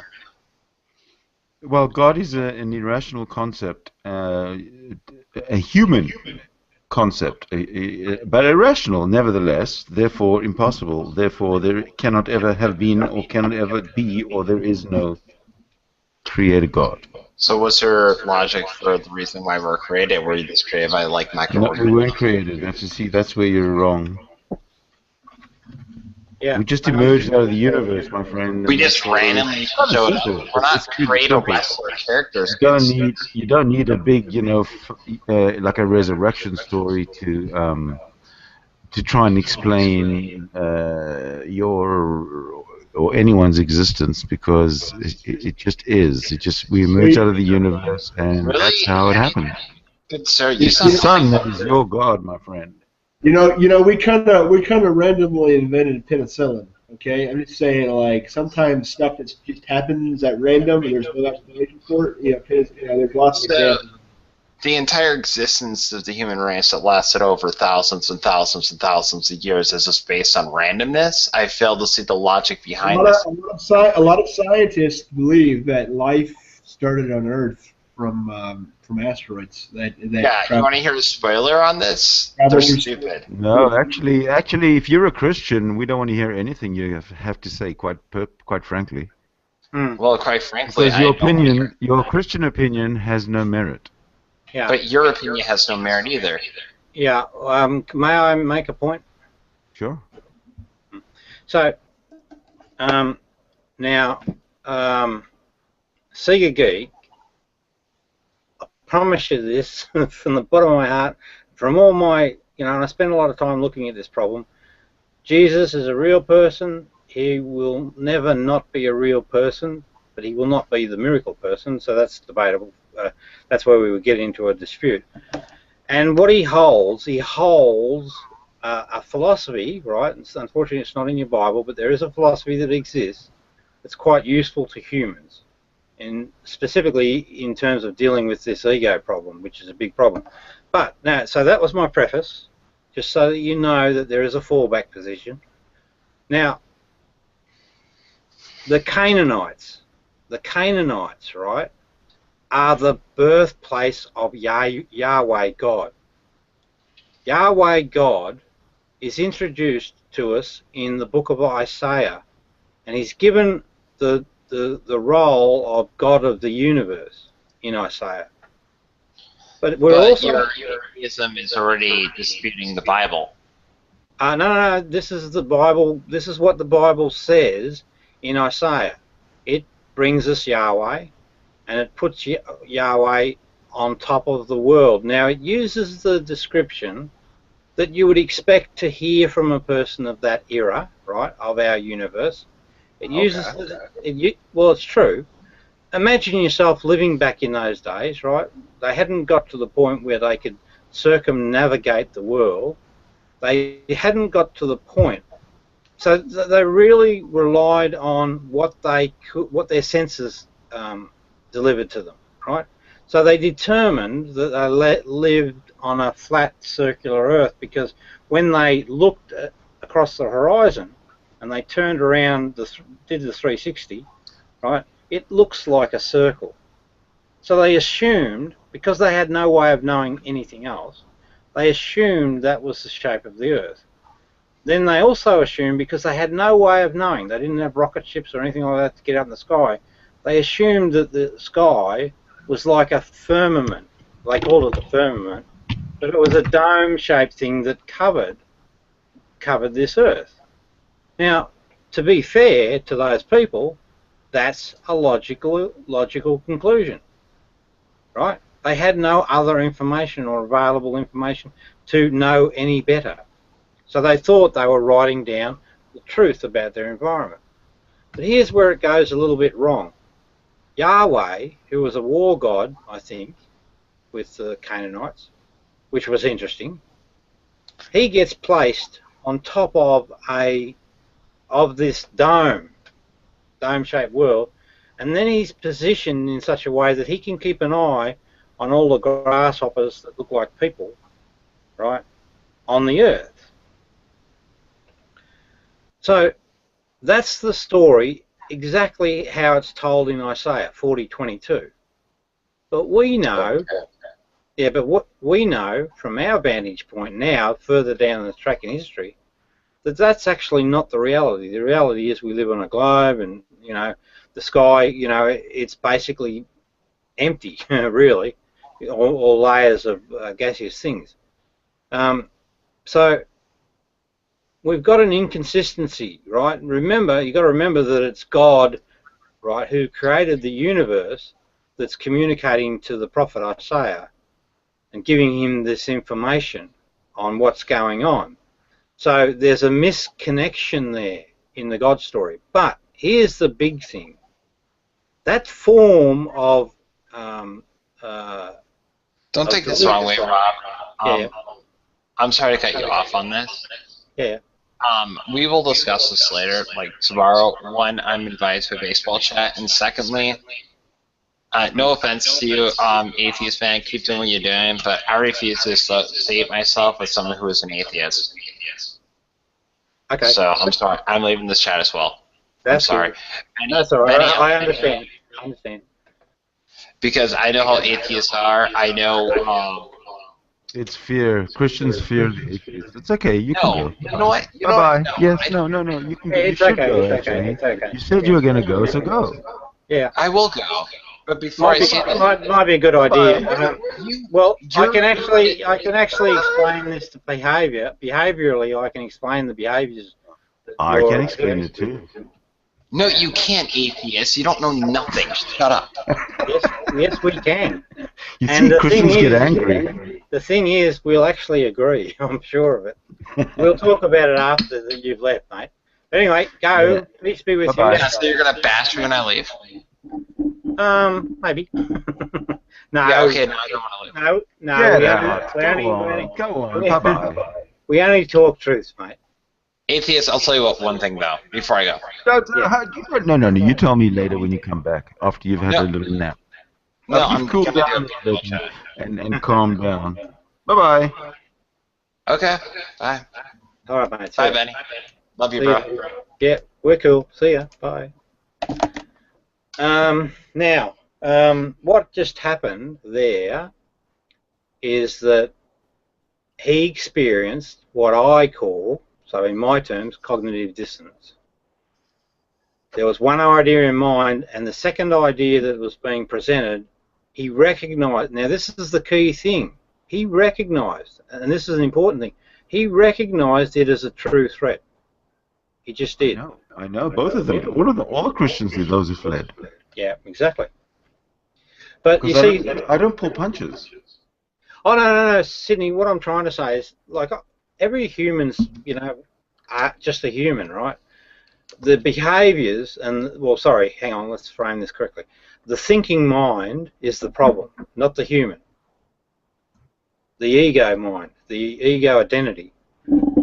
And what happened to him, his ego identity, i.e. the Bible story, was conflicted by the story that was being presented. It got to the point where he was saying, oh my goodness, this could be true.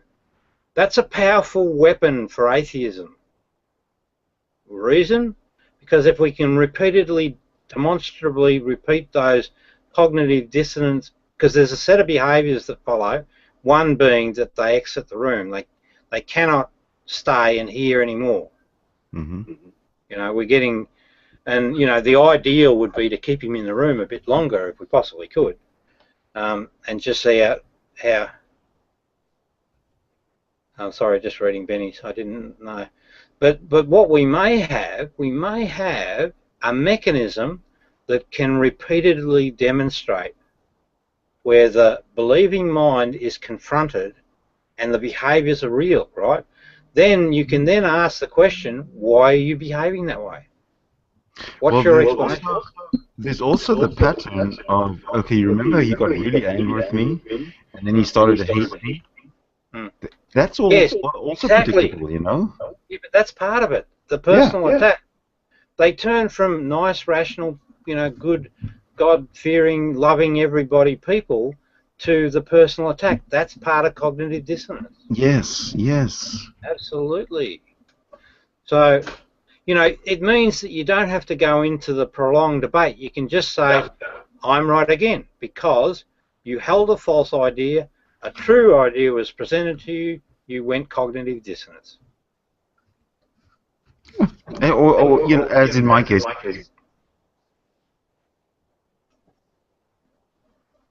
What happened? Sydney, you've gone off mic. So sorry.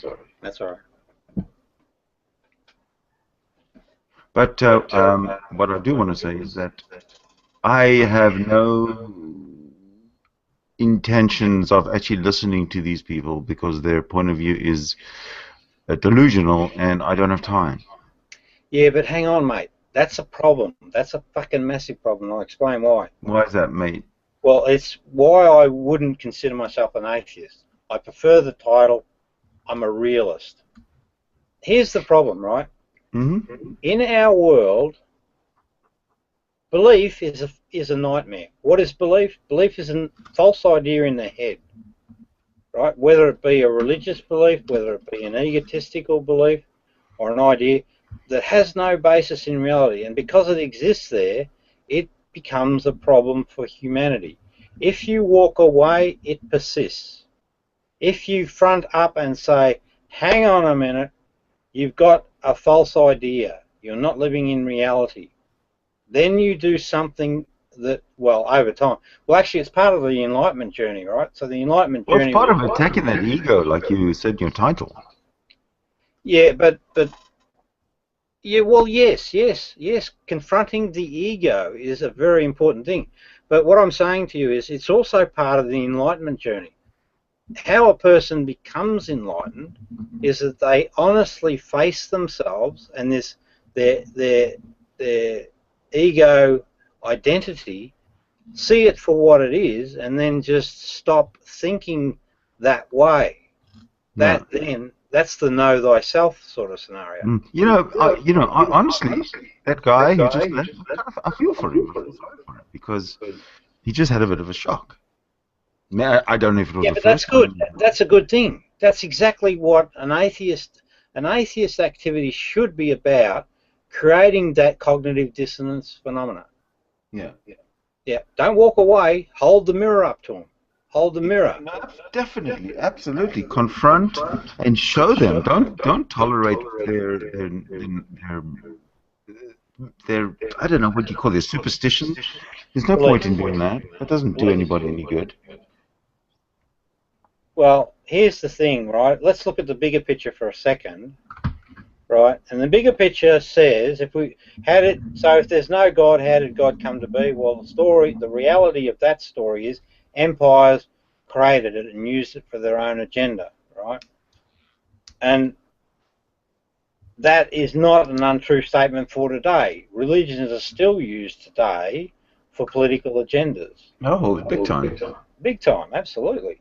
And it's a real major problem for for society. I mean, we're fronting towards, this third world war sort of scenario that's sort of firing up.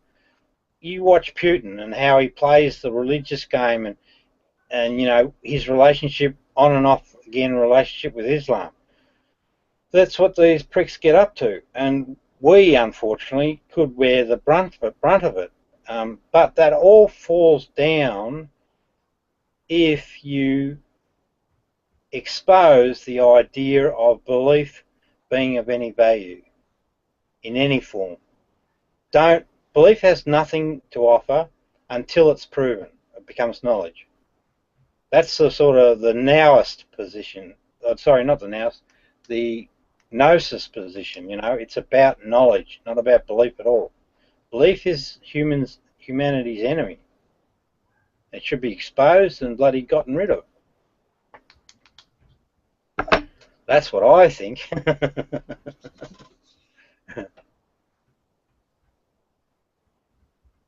Oh, Benny said, I didn't knew he's a Christian. Okay, and he's giving me something to look at. Okay, Benny, excuse me for a second. He said he was a Christian. That's how I knew. Yeah, no, I knew he was a Christian. I knew that when we got into the discussion that, you know, we'd get an adverse reaction. But nonetheless, you don't take a step backwards on these issues because they're really important. If you look through all of history, right, the empire and the church worked together, and guess what? The bloody empire, the kings and queens across Europe and all of that sort of thing, they took the lion's share of the resources on the back of this bullshit story. And that's just the truth of it all. And there are people doing it today, you know, people that front up at church and they're first people up at the altar and parading around like they're religious people, and they're selling cars at the same time, you know. It's a scam. It's bloody and needs to be gotten rid of. Hang on, I'm just going to have a look at this. Oh, Benny, what's that? That's a plus groups convert? Okay.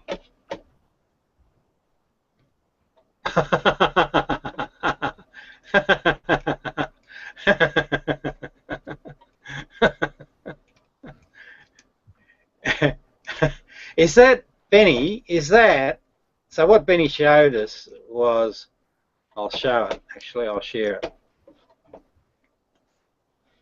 Where are we? There. Right, so this is what Benny shared.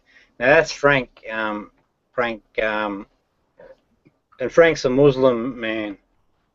Yeah, I haven't seen that guy. Who's that? Frank, he goes by the name of Green. Oh, Frank Green, Soul Sufi? Yeah, that's him. Okay, what about him? Well, what Benny's showing you there is a reaction, and Benny's titled it as cognitive dissonance, because what I did with Frank, see, Frank's a Muslim, right. And I brought in my, you know, one of my, because Islam's an easy one to debunk, and right. what I did is I brought in my little debunking thing for Islam. And that's Frank's reaction. I got him to go cognitive dissonant. How did you get Frank? Tell me how that went down. Okay, well I'll show you. Hang on a second. Frank will not admit to it, of course, but Benny knows, don't you, Benny? Benny, didn't he go cognitive dissonant? Now, hang on. I'll just find where is it up here? So I go online quite often with Facebook and the Muslim community, and my basic premise is this: the Quran is written by a 7th century human, and it's extremely obvious once you read the Quran. That's actually a true statement, and it shouldn't come as a surprise because it was written by a 7th century human.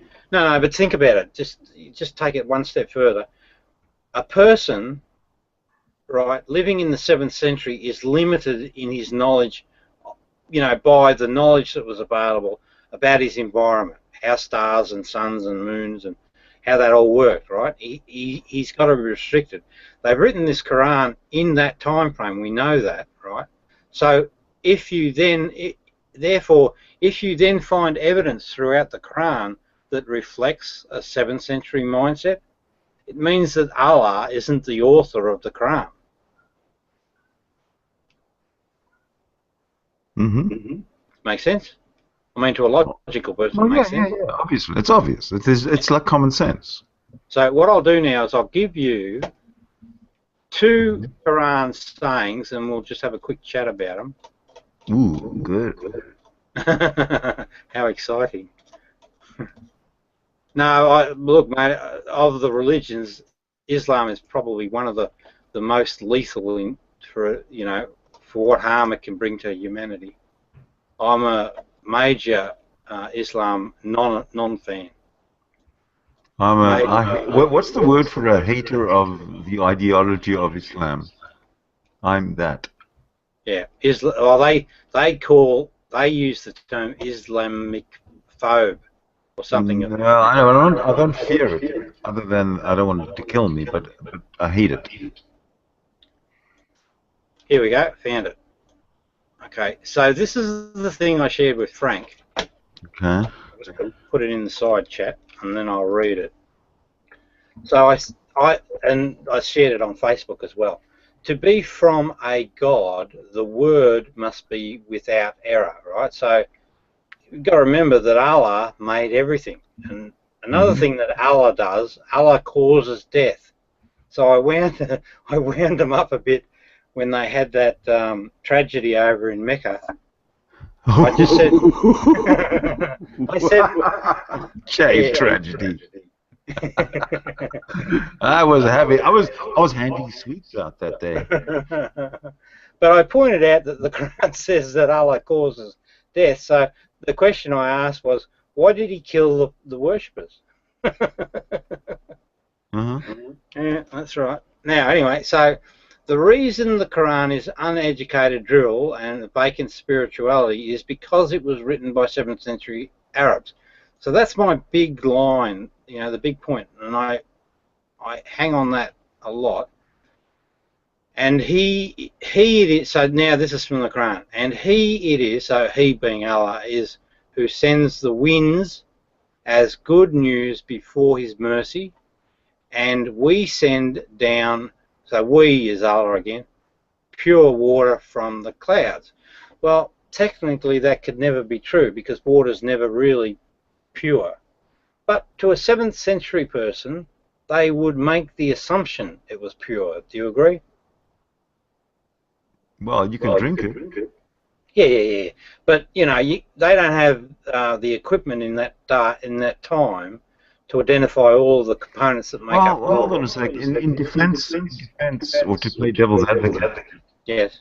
I wouldn't see why that would be wrong today.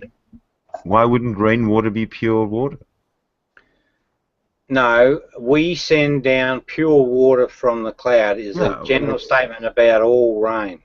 About rain, exactly, and you can collect rain in a bucket or a glass, and you can drink it.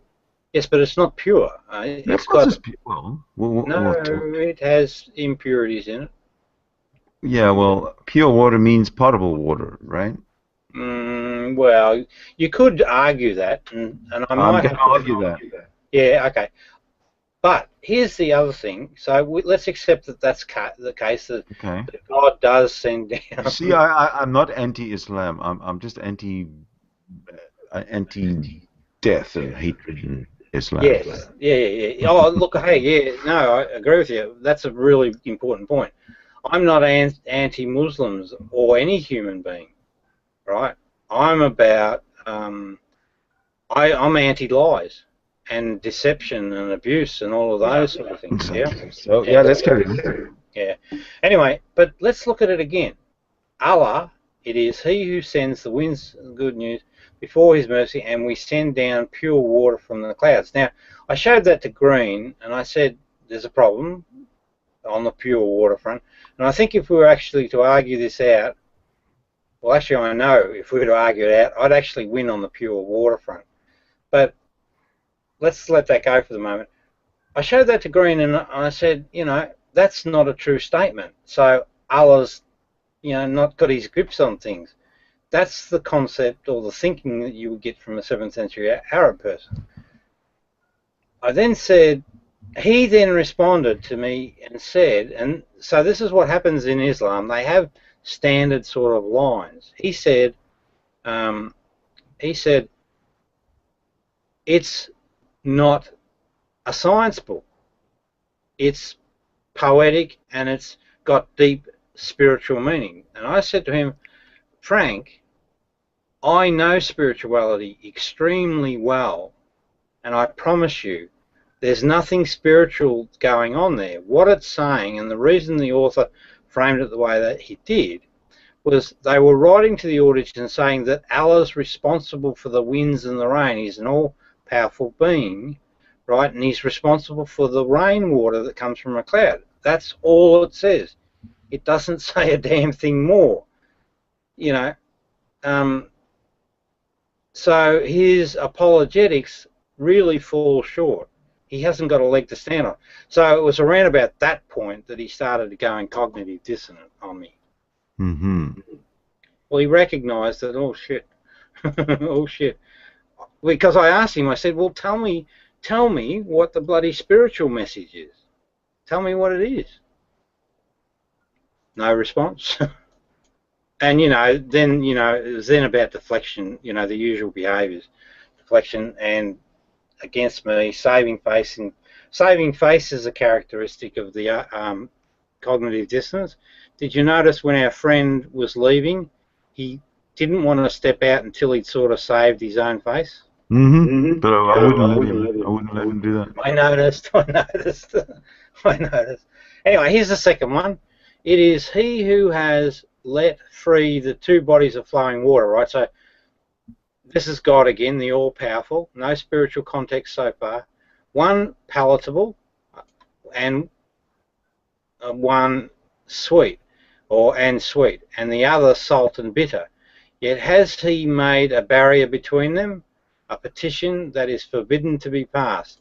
So what that's saying is that Allah, right, says of his creation that the water that comes down the fresh water down the fresh river, it does not interact with the salt water. There's this barrier, an invisible barrier that Allah's placed on it.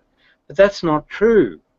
That's not the reality. Yeah, I was always wondering I was just reading that and wondering what the hell that means.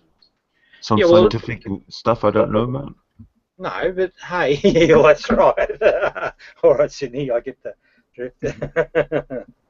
Yeah, but you know, we, right, people of this age and era know that that's an incorrect statement, and it can never, and it could have never been true ever. But so Allah has got it wrong again. But we could easily see how a 7th century person could make that assumption, couldn't we? No. I no. What? I just don't see how I could see how somebody could make that assumption, but I don't see how they could persuade anybody else to accept it unless, you know, there's like a sword to the throat, as it were. Oh, okay, that, yeah. These beliefs, they're stubborn things. Anyway, and again, Frank's argument that it's poetic and spiritual is a load of bullshit. All it's trying to show the reader is that this God Allah is, you know, like an all-powerful being that creates and controls everything. That's the seed that they're trying to plant in the person's mind. Right, you got to submit. Islam means submit or submission. Absolutely. And the whole duty of a Muslim is to submit to the will of Allah. Yeah. And no matter what it is that happens to other people and to you, it's the will of Allah. Yes. If the government comes and brutalizes you, or you know, some group comes through town and shoots everybody up, well, it's the will of Allah. Mm. Yeah, and then the other aspect too, this concept of kafir in the Quran, right? Basically, they're very they're deceitful to kafir. That's what they're, It's not the people, right? This is what they're taught to do. It's not kafir, it's kufr. kufr. Oh, okay. Kufr. Kufr. No, it's kufr. Yeah, all right. Come on, kufr. Hey, if someone knows what I mean, end of story. I'm not into semantics. Yeah, but that's a real problem, that concept, because what it becomes a them and us scenario. You die. Very potentially lethal one. Eh? Why? That's right. They die, we live. That's the way it is. But they're people, they've got a wrong belief pumped into their head.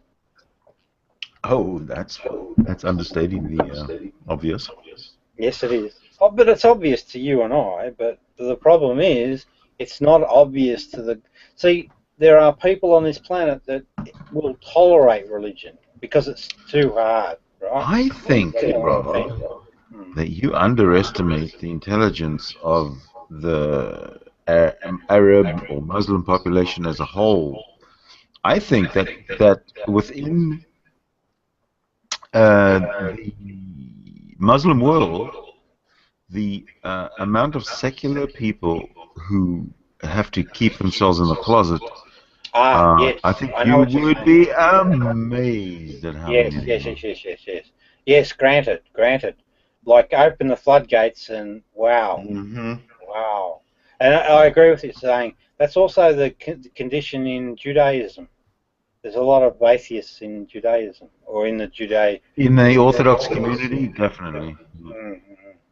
I was kind of one of them, and it wasn't all really that Orthodox, but I was in the on the fringe of not, of those a step away from saying they're atheists, but who never will because you're Jew.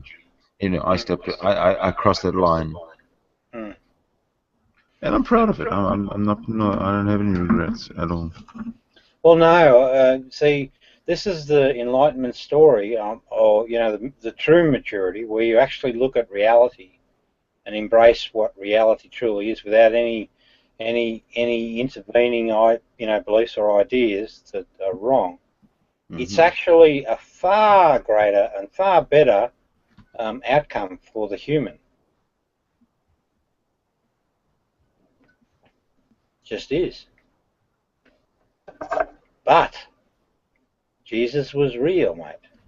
Jesus was irrelevant. No, he's very important. He's very irrelevant. No, very important. He's the fallback position. To what? From where to what? Well, when a Christian, gets told that their faith is bullshit and they buy into that story, they can turn to the authentic Jesus teachings for spiritual guidance. Not the Bible. Don't get confused. No, I'm not confused. Well, just in case you are. No. Thanks for clearing that up. You're welcome. Now, so I really don't want to discuss whether Jesus was real or not. I don't care. No, that's okay. I got that message. Don't worry. Yeah, I'd rather talk about this whole submission to Allah who doesn't exist. That thing. That's crazy. It is indeed, and I do want to talk about it, but just let me finish up on the Jesus very quickly. Oh, sure. All right. I said it. I said Rob's house, Rob rules. I said, right, the fallback position is the real Jesus story. It so happens that it's the same fallback position to Islam. They've got a thing called the Injil, right? And the writers of the story of Islam believe that it doesn't exist. Well, I got news for them. It does bloody exist. Anyway, so that's that. Now, this idea of, this full committing to to this book of bullshit is a major problem, because they commit to belief. You commit to belief. Well, I'll give you an example, right? Online, we've got one there perhaps, but online, well, you would have seen this anyway, maybe atheists. Online, when the Christians and the Muslims get together, and attack each other's religion, they behave rather badly, to be blunt. Agree? I don't think the Christians and the Muslims against each other behave as bad as the Muslims against the atheists. Because I continuously hear from the Muslim side their point of view or their point of view of atheists is this: you're an atheist, you don't believe in God, what have you got to live for? Why don't you just go kill yourself? Seriously, I hear that. That's kind of the I Muslim know, but there's the problem. There's the problem. Imagine a scenario where Islam became the religion of the world, right? And everyone had to follow Islam. Mm-hmm. Yeah. If you didn't follow Islam, guarantee to you in that scenario, you'd probably your life would be at risk. No, I'd be following Islam. Not me. You'd never see anybody more pious than me. Yeah, no, not me. Never, ever. You'd rather die. I'd be dead, yeah. Well, I wouldn't like to live a life. But anyway, getting back on point, because of that idea in the head being a false idea, right? So it can't be matched in reality. That becomes the basis for conflict.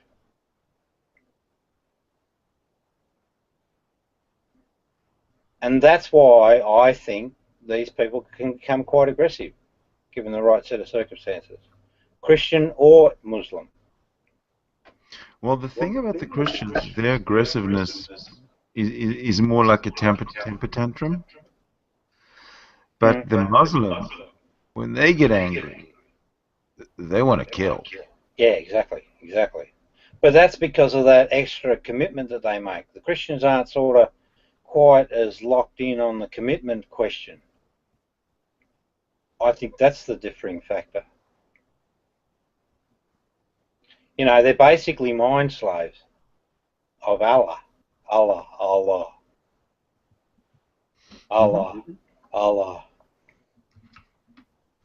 I say to them, Allah isn't a real thingy.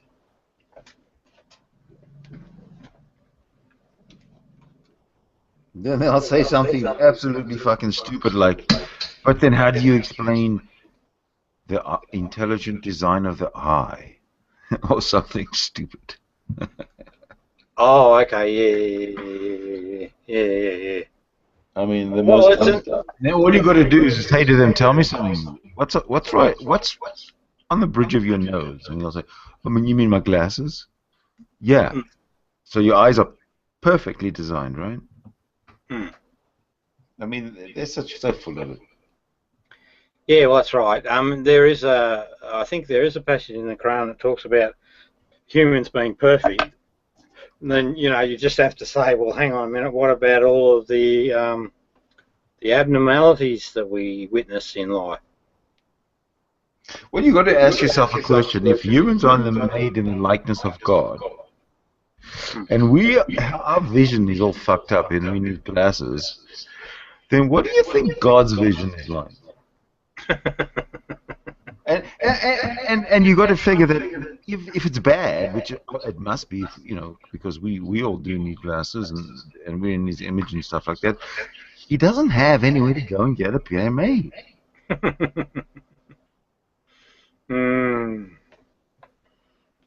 Yes.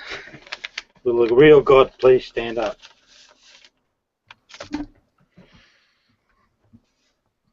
Anyway, so that pretty much eliminates Christianity and Islam and Judaism and everything. What else is there to talk about?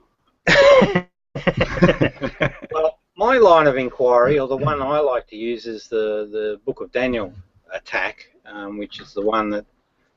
Have I mentioned it to you or not? You have. Okay. No point covering old ground. But I only just want to say that it's the Angel Gabriel factor. Because if you prove, and scholars back this, that it's a false falsification of prophecy, then it follows that Angel Gabriel must be false, and therefore Muhammad lied about the cave story.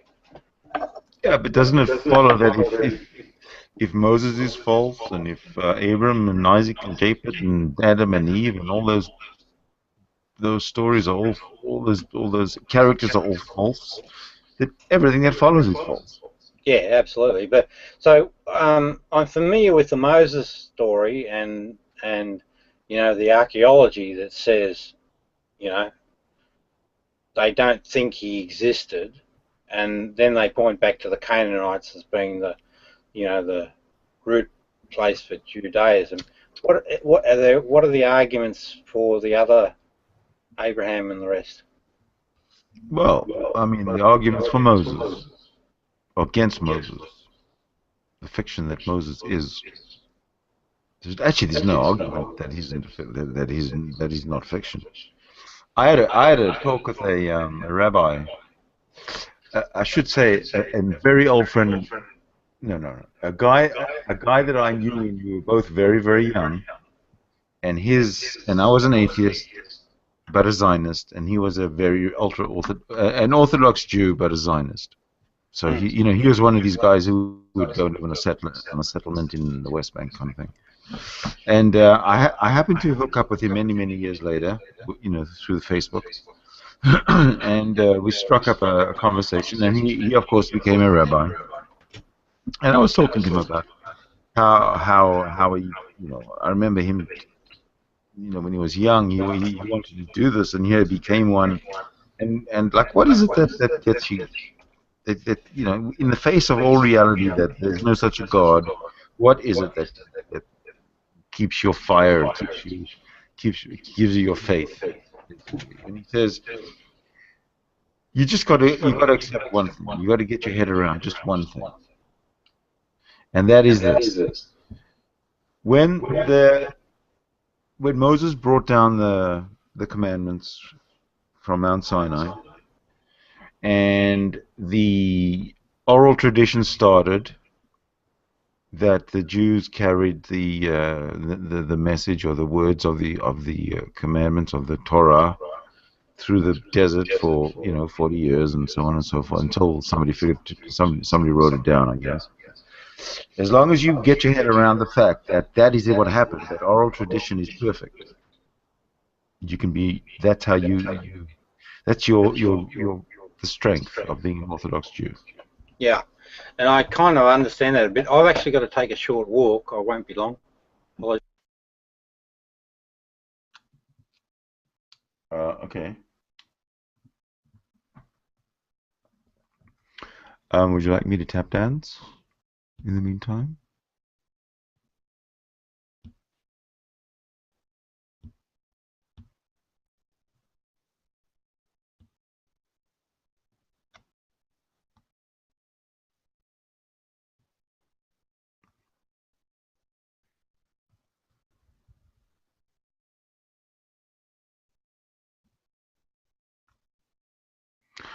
I have been on the...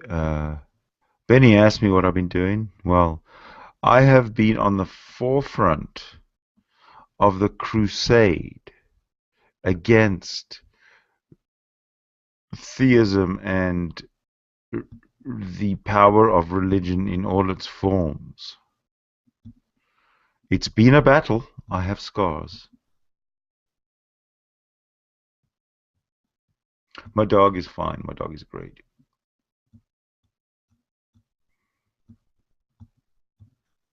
Which is all that counts, really. Dog's good, I'm good. Who was I battling with? Oh, in the crusade? Oh. Mostly in my head. Oh,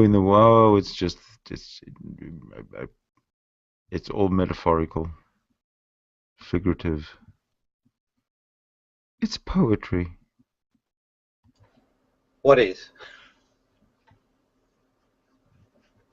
My atheist activism. What is it? It's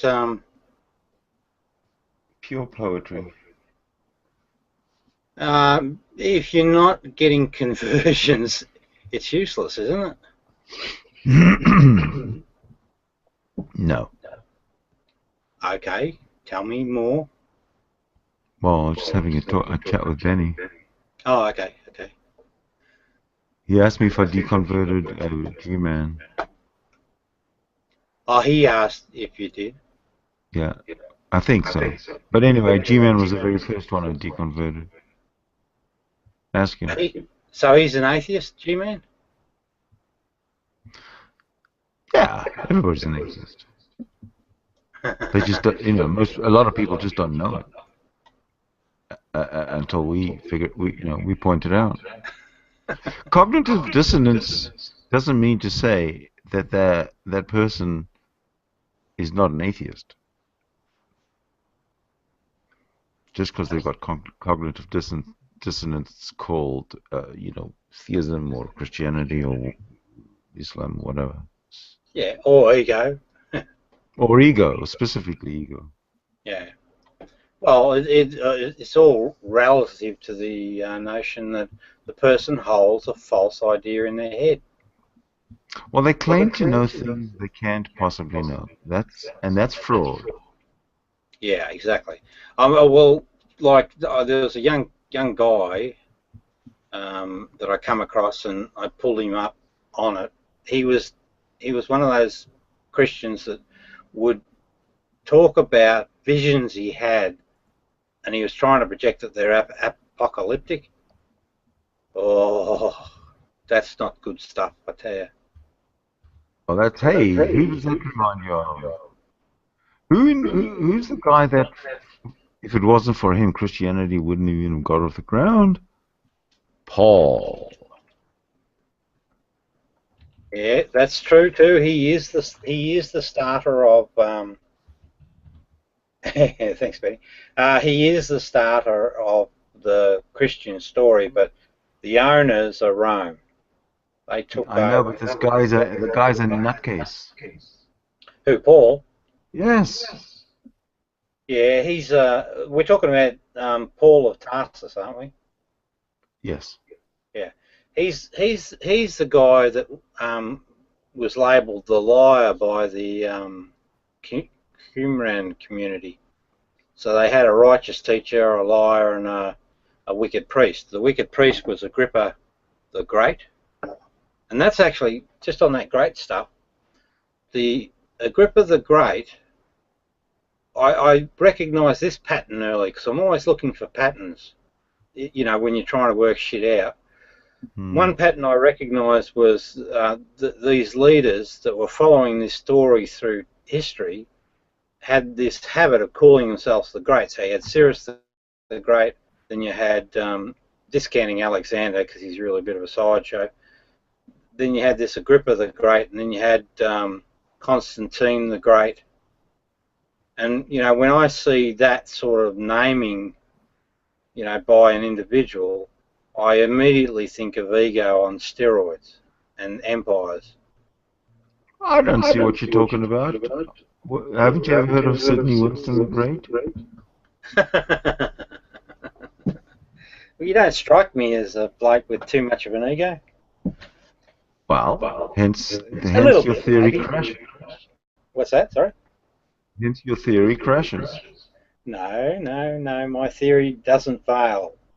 I have very little ego, yet I am still known as the Great. The Great, eh? Sidney the Great. Did you assign that? Haven't you ever heard of Wikipedia? Yeah. And? Well, wait 24 hours and look it up. Now, that's a favourite topic of mine. Anyone that criticises Wikipedia as a useful resource, you're going to have an argument with me. I know, I'm just kidding you. Yeah, you bloody trolls. No, I think that was a Poe. I'm not quite sure what the difference is, but I think that was Poe move. Apparently, a Poe is when you start an argument knowing that it's just starting an argument. You don't really believe it. Yeah, yeah. Well, that's why, you know, in this room you've got to have a long-running discussion, because when you have a long-running discussion and someone raises it and then you can follow up, you can actually inquire into the original position. And Yeah. usually, Well, you know what I'd like. I don't like it when we're in these discussions and we have to start listening to the defense of God and Jesus and all this kind of stuff. That to me is an absolute waste of time. It should be up to those that come in here with their delusions to open their minds, to shut up and listen, and not try and insert their irrational concepts into our critical thinking box. It doesn't work. Yeah, but you've got to remember, at the end of the day, the whole point of the exercise is to break the belief bubble. That's right. That's not to listen to them, it's for them to listen to us. Yeah, that's the thing. That is the challenge. Yeah, but then you've got Socrates' method that requires that you actually become the inquirer on their mind, taking them for a tour around it. God, have you ever goes round and round? But then you know what, Rob? It always comes back to, I don't care what you say. I believe it, and I have had personal experiences. There's nothing that I can ever come up with that explains it. And but when you get to that point, you drop that discussion like a hot potato cake. I know it takes me 60 seconds to get there. But what the goal is cognitive dissonance. That's the thing, because that's got them with that. That's right. Get them to the point as soon as possible. Cognitive dissonance. And if they want to stay and be useful, fine. But if they're going to, it's best they leave and just dwell in it a little bit. Yeah. Well, if they're a stayer, I still think you need room control. So you've got to lay down the law. You've got to let a person finish what they're saying. That has to be the rule.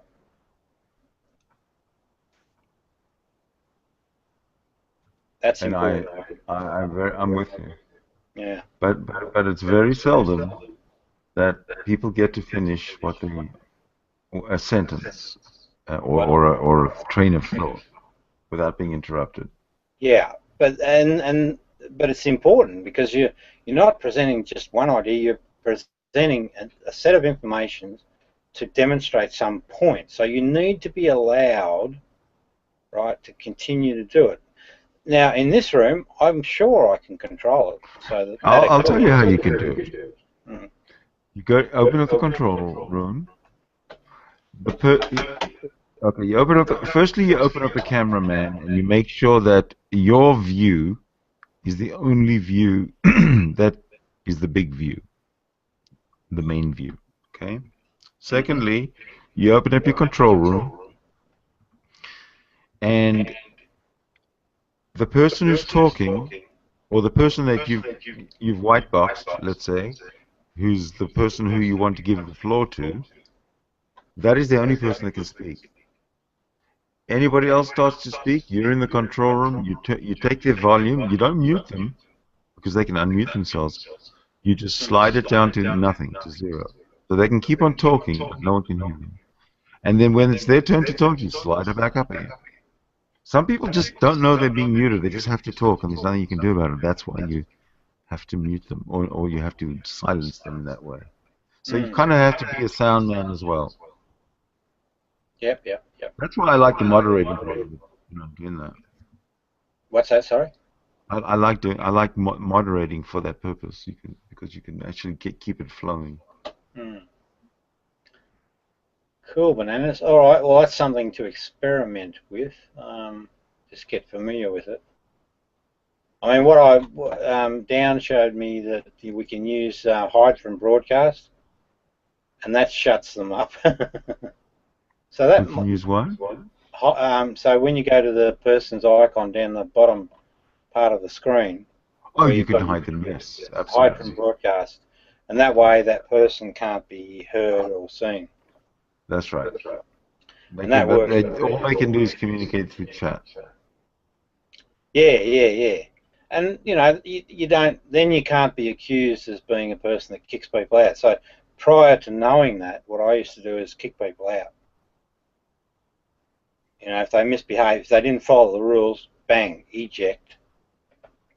Yeah, well, maybe that's not such a bad idea, because sometimes I've done that, where you just hide them from the broadcast, and they come out swinging sometimes when you let them back in.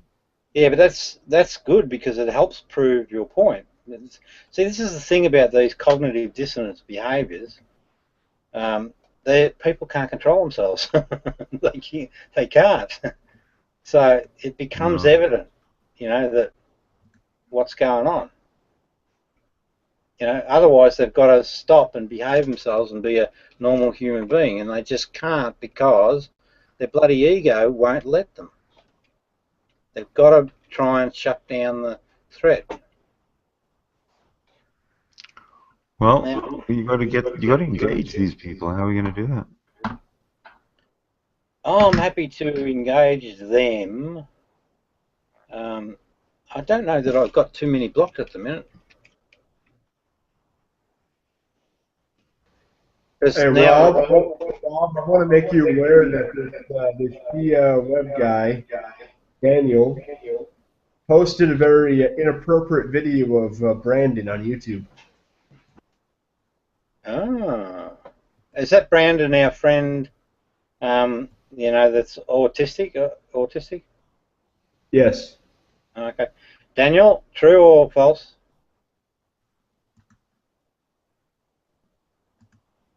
Come on, mate. You gotta own up now. This is the truth house. Otherwise, you're gone. Benny's the one that Benny can comment on it as well. What's that? Benny can comment on it as well. You only posted one video ever.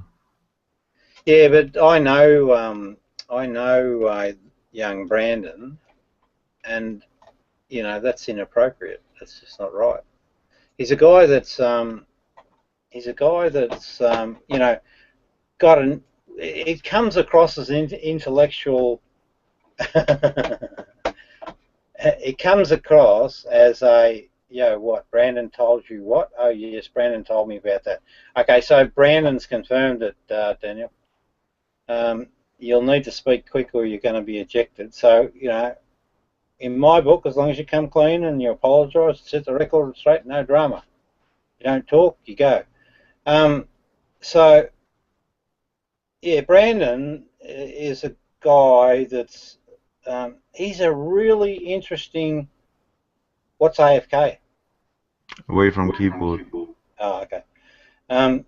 Brandon's a really interesting person, right? I mean, really, really interesting. I mean, he's got the autistic behaviours,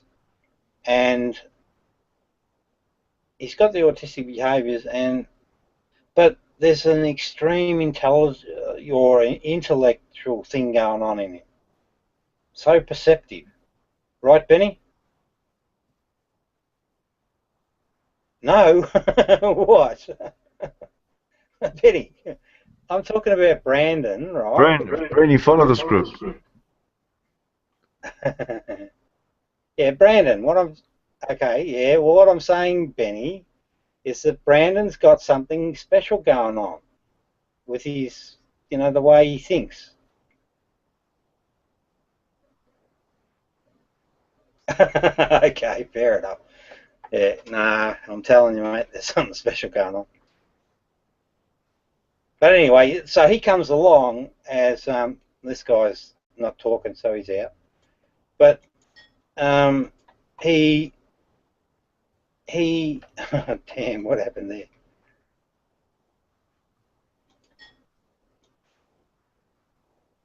Can't eject him. Why not? You just did. Oh, there he goes. He talks about comic books with me, but I haven't seen him in a while. Yeah, okay, fair enough. Well, his mum probably reined him in because he was spending too much time on the internet. So, you know, his disability, people tended to make a bit of fun of him. He can't speak clearly. But I spent some time with the kid, and, you know, he was a special individual. You know, he had something special going on. And so, you know, if people mess with my mate Brandon, they can't come in the room. You mess with Brandon, you mess with me. Yeah, that's it. You know, and you know, for his difficulties communicate, and he gets frustrated when he's talking, you know, because he can't get out what he wants to say. He's got those sort of limitations, and people were, you know, unnecessarily unkind at times. Humans being humans. Mm-hmm. But I treated him as I would any other human, and you know, he appreciated that. You know, he had someone that would spend some time with him, listen to what he had to say, and that's the way it should be. It shouldn't be. You know, people shouldn't bloody annoy other people just for kicks. Oops. Hey, Rob. You're sending a message saying that he's a hacker. Hey? The guy that removed the hangout is a hacker from I've heard. No, I can't hear you, mate. Sorry. The guy that got removed is a hacker. He's a hacker? Yeah. Okay, does that mean I'm going to get my computer hacked or something, or what? Well, I don't think he realizes that you manage like an IT department, so he's kind of a moron. Oh, okay. Well, as long as he doesn't know his way around getting into the... Yeah. Because, see, there's still this unanswered question with old Bulldog, you know, Bulldog Troll, on how he got the pictures, the family photos from the trip to America. That still remains unanswered.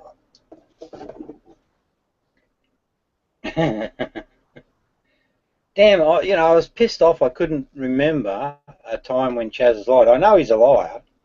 I'm, 100% on that, but I just couldn't pin him down on a specific example. Bugger.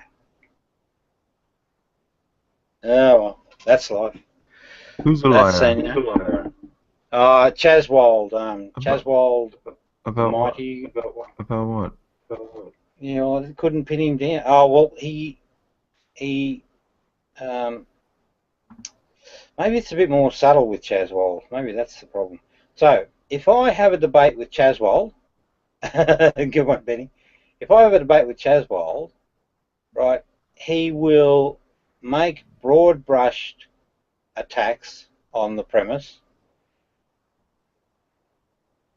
and with generalised statement, but he will avoid moving down into the material so that we can get to a thing, and he will continually interrupt, can't help himself. And so I think we had Chaswold in here earlier, and cognitive dissonance, he ran away, because he wasn't able to control. That's the thing he's a control freak. And I know when ego's involved, lies are in there. You can guarantee it, because that's the nature of lies. The reason people lie is because they have a false identity. If you have a firm grip on who you are as a person, there's no need to lie. I've never known Chaswold to tell a lie. I mean, he might, he might be assertive, but I don't think he's ever said anything that was not true. Yeah, he has. Not that I picked up on, anyway. Let me clarify for Rob here. Well, actually, let me clarify in general. I don't want to speak for Rob. Chaswold is intellectually dishonest. Correct. Absolutely. Yeah, well, there you go. That's a lie. That's true. We could prove that. Yeah, you like that lie? Hey, what's that? What's a lie? How do you mean he's intellectually dishonest? I don't see why.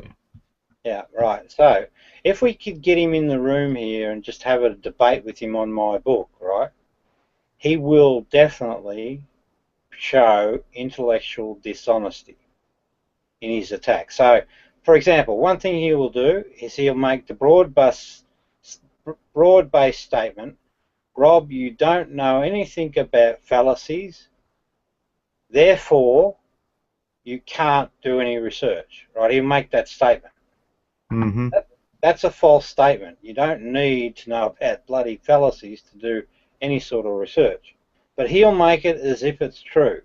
If I then took him on that point, to say, all right, let's examine, and I gave him 2 topics to investigate, both out of Wikipedia, which is another thing that he's critical of. Mm-hmm.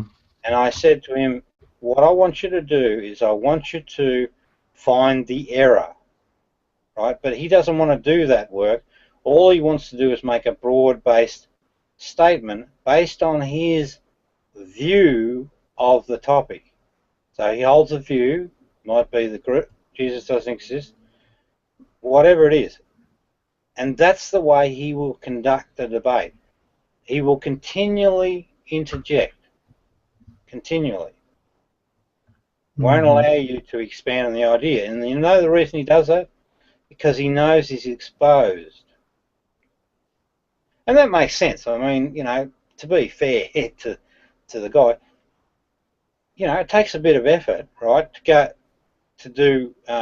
build a book and to write a story. You've got to investigate it, and you've got to make sure that it makes sense to you, and then you put it all together in a story. There's no way known in this world that he could have done the same thing I do. So, you know, you would expect that there would come a point where he says, oh, Rob, I haven't done that. I haven't looked at that. But he never makes that admission. He calls his high-level comment and he says, I've won. And that's another thing about Mr. Chaswell. He doesn't like to be beaten. You know, he makes a competition out of it. And so he's very, very, very, very, very dishonest. And I'm quite happy to have an honest. I don't know. You know, I've never had an incident where I found him to be dishonest. Really, I can't think of one. Oh, mate, he's a shocker. He's one of the worst I've come across. Him and Bulldog, bloody nightmare. I don't know who Bulldog is. He's an Aussie, unfortunately, so he's a bit of an embarrassment to us Aussies. And he's a guy that's you know, he has the same behavioural patterns that. Isn't Tony Abbott an Aussie? Who's that? Tony Abbott. Yeah. Well, isn't he a bit of an embarrassment to us Aussies? I actually agree to a point, but I have to be fair to the guy. There's integrity in the man, even though it's based on faulty beliefs. Now I'll give you a comparison, right? There's a guy in that case, there's integrity in the King of Saudi Arabia, even though it's based on faulty beliefs. No, I mean real personal sort of integrity, not that stuff. But here's an example, right, of the opposite type of person. There's a guy called Kevin Rudd, who was Prime Minister of Australia, a couple of steps back from Abbott. And that guy, I knew something was wrong when he came into power, and almost immediately he made an agenda out of creating the Asia Pacific Union. You know, like they got in the European Union. Yeah. So as soon as I saw that, I thought, uh-oh, this is not good. This means that this guy is on the payroll for someone. And why do I say that with confidence? Is because this guy had a massive ego. And he's not, you know, if you were lost in the desert, he'd be the last bloke you'd pick to lead you out of the desert. He had a bad temper. He was constantly flicking his hair, so he's always self-conscious. Hey? Tony Abbott. No. You got to think about Tony Abbott. I'm talking I about. just think he's a big cunt. Well, he may be. Is that because of his religious thing? Well, Oh well. yeah, but I mean that guides his decision making. So yes. Yes, and I agree with you on that point. But I did qualify my assessment by saying that he has, his problem is that he's got this bullshit belief, and he interfered in the. Definitely interfered, and maliciously too, not fair play, in the gay movement's, full realisation, whatever you call that. Well, then how's he got integrity in anything? I just look at his family, and I look at him, and I look at the fact that he exercises regularly. And He exercises regularly? Are you kidding me? Yes, he does. So what?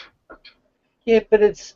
So is he any less of a person that can't exercise regularly because he's in a wheelchair?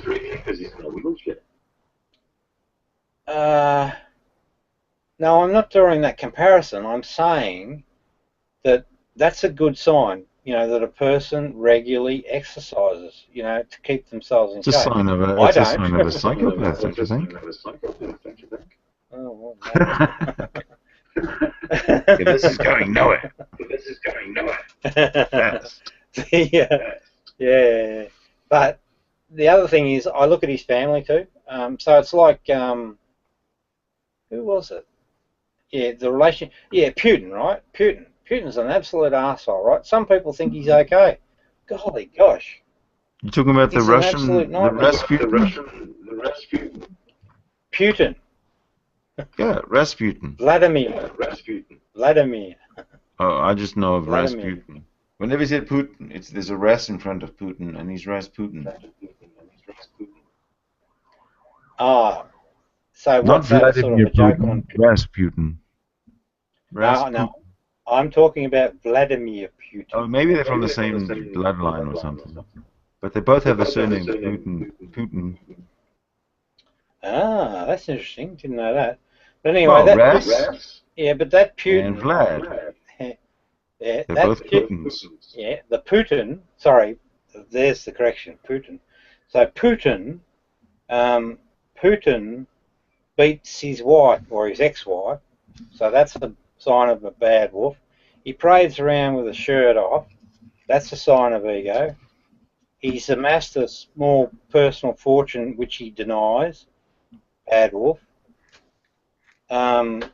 He interferes in his RT.com, which is the religious, which is the Russian. Russia Today. Yeah. That's a propaganda machine for Russia. No kidding. No. I am shocked. I am shattered. Yeah, but what I'm saying, what I'm trying to build up to is the guy is like a little emperor, and he's small in stature. I reckon. He could take you, though. Eh? I think he could take you. He probably could. Of course, he probably could. He probably, but I still don't care. He's like a judo champion or something. Oh, I saw that video that he put out of him dancing around. The guy that he was training with, he was actually quite good. Putin was really, and he was just, feeding into Putin. So I'm not sure that he's an overall expert. The guy's like 90 years old. Give him a break. Hey? He's old. Who, Putin? Yeah. He's only 56 or something, isn't he? Okay. He's a bad problem for humanity, that man. Oh. You're talking about Syria, Russia, NATO, and Syria, and NATO, and Russia. Chemical attacks. Chemical attacks in Syria. It's like Syria is a cauldron, and in goes Russia, and in goes NATO, and in goes ISIS, and who's mixing it up? I don't know yet. Well, here's my theory, right? I think it's Russia and China And it's the same phenomenon with Hitler, right? In Hitler's day, you had Bismarck was one of the major players pulling his strings. I think that you probably got a collective of probably Ashkenazi Jews or something that are pulling Putin's strings, and they're also feeding the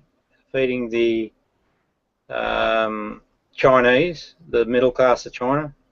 The Orthodox Jews are pulling Putin's strings. I don't see how that can possibly happen. Yeah, well, Isn't the Eastern Orthodox Church pulling Putin's strings? No. Well, look at it this way, right? Look at the American situation, right? America's maxed out the credit card. That credit card's been feeding a lot of wealthy people. That's drying or dried up.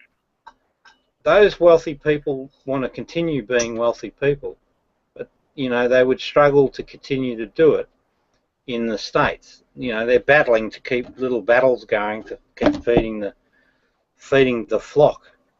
Well, they got to feed the military-industrial complex. It's imperative. Yeah, well, that's right, exactly.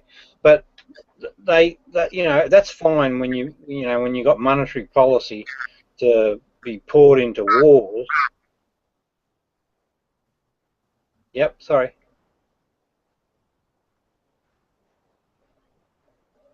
Yeah, so that's fine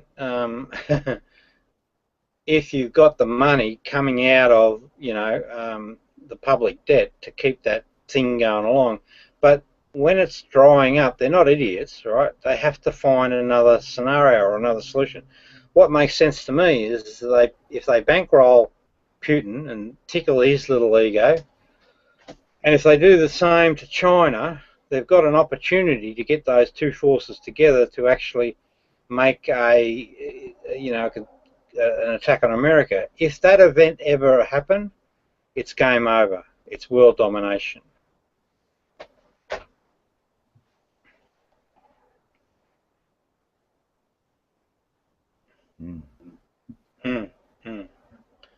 Watch this space.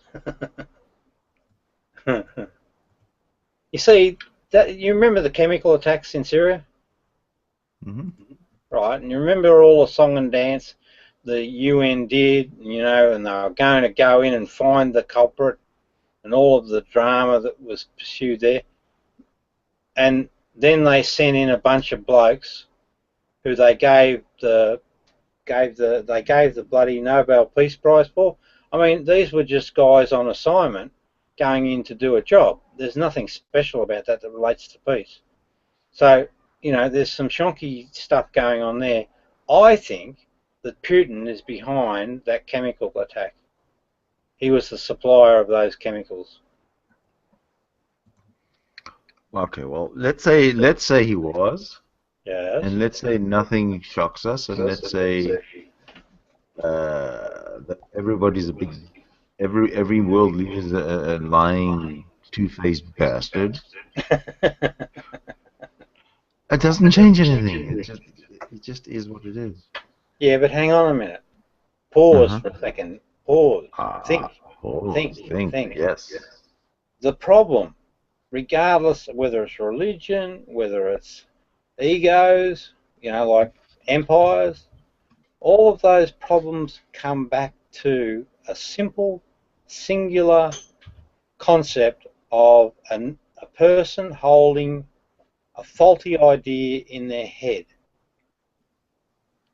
If you break that paradigm, then you have a chance. I'm not saying you would or you won't.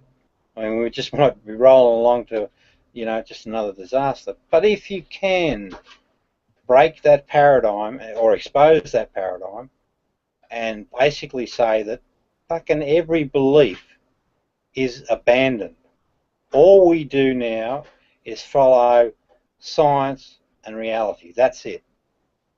That whole paradigm falls down. No more religions, gone. No more empires, because we can point out easily when people are being selfish, So I know it sounds flippant perhaps, but that's reality. That's the real story.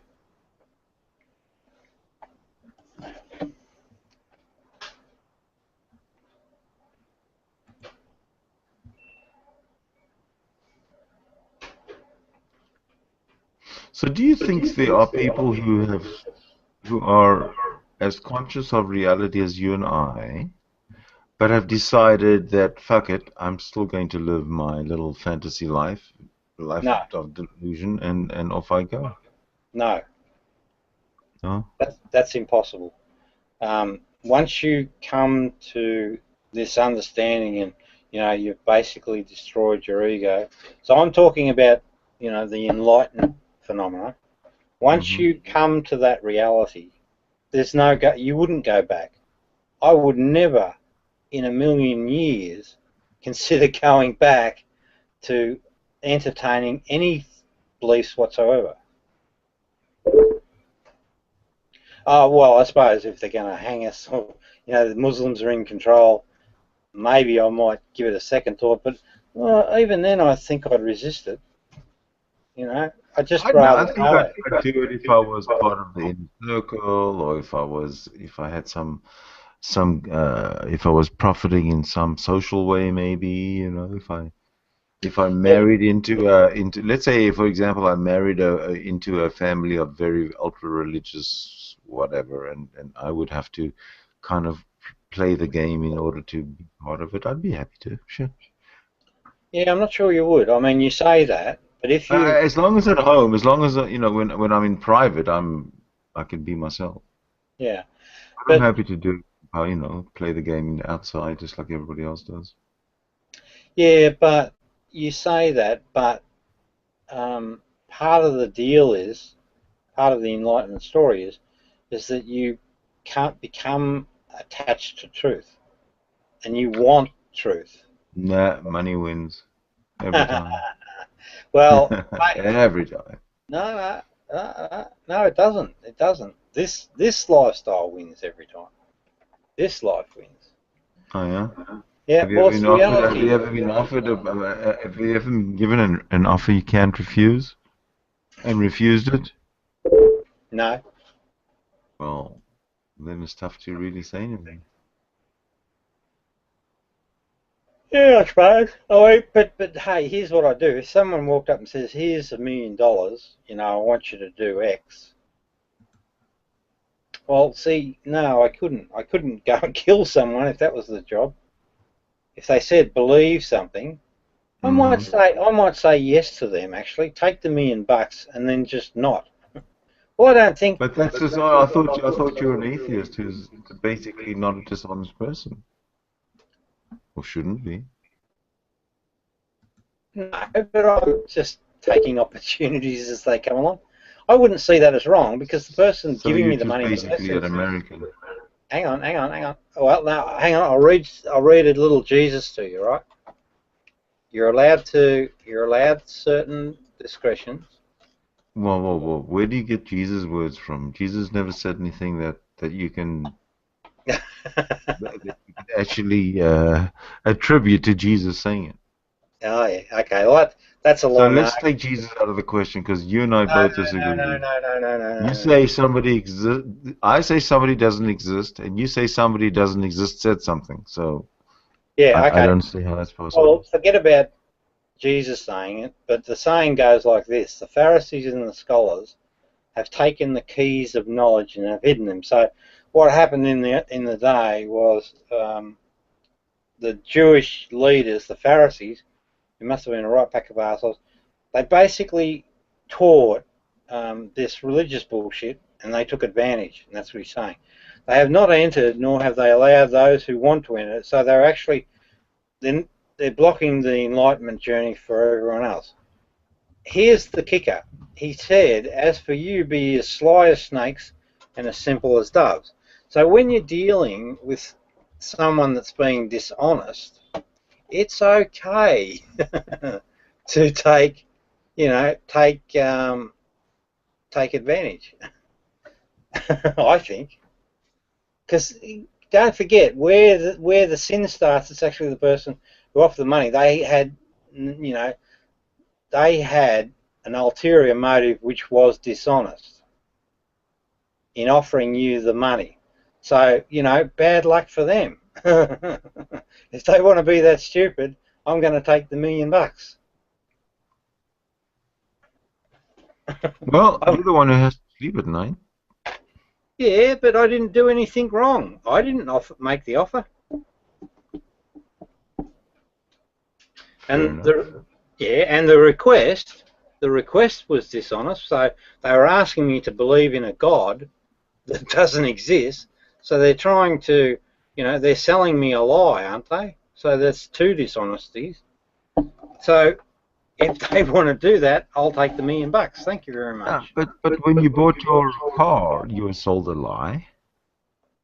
Remember when the guy told you how fantastic it was and and how in brilliant shape it was, and it was only had that the whole history of this very super careful users, and the whole history of the car. And then when you buy it and you drive it around for a while, you notice this, that, and the other is wrong with it. You know it is. Yeah, but what's your point with this line of argument? I don't know.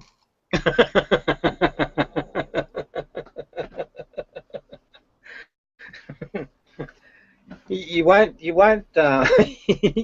You'll be going to catch me on anything. But anyway, and although you bring up some interesting thought exercises, so I don't mind. That's all I do, is I think. Yeah, look, Sydney, I've got to convince you that there's a fight on, there's a war on, and we're the frontline troops. We've got to take it on, and we've got to break these beliefs. That's right. We are the frontline troops, Rob, and I'm right behind you.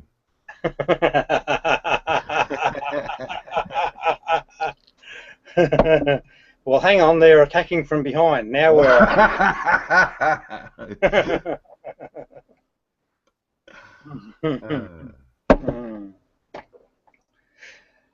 Oh, well. Down. What's happening?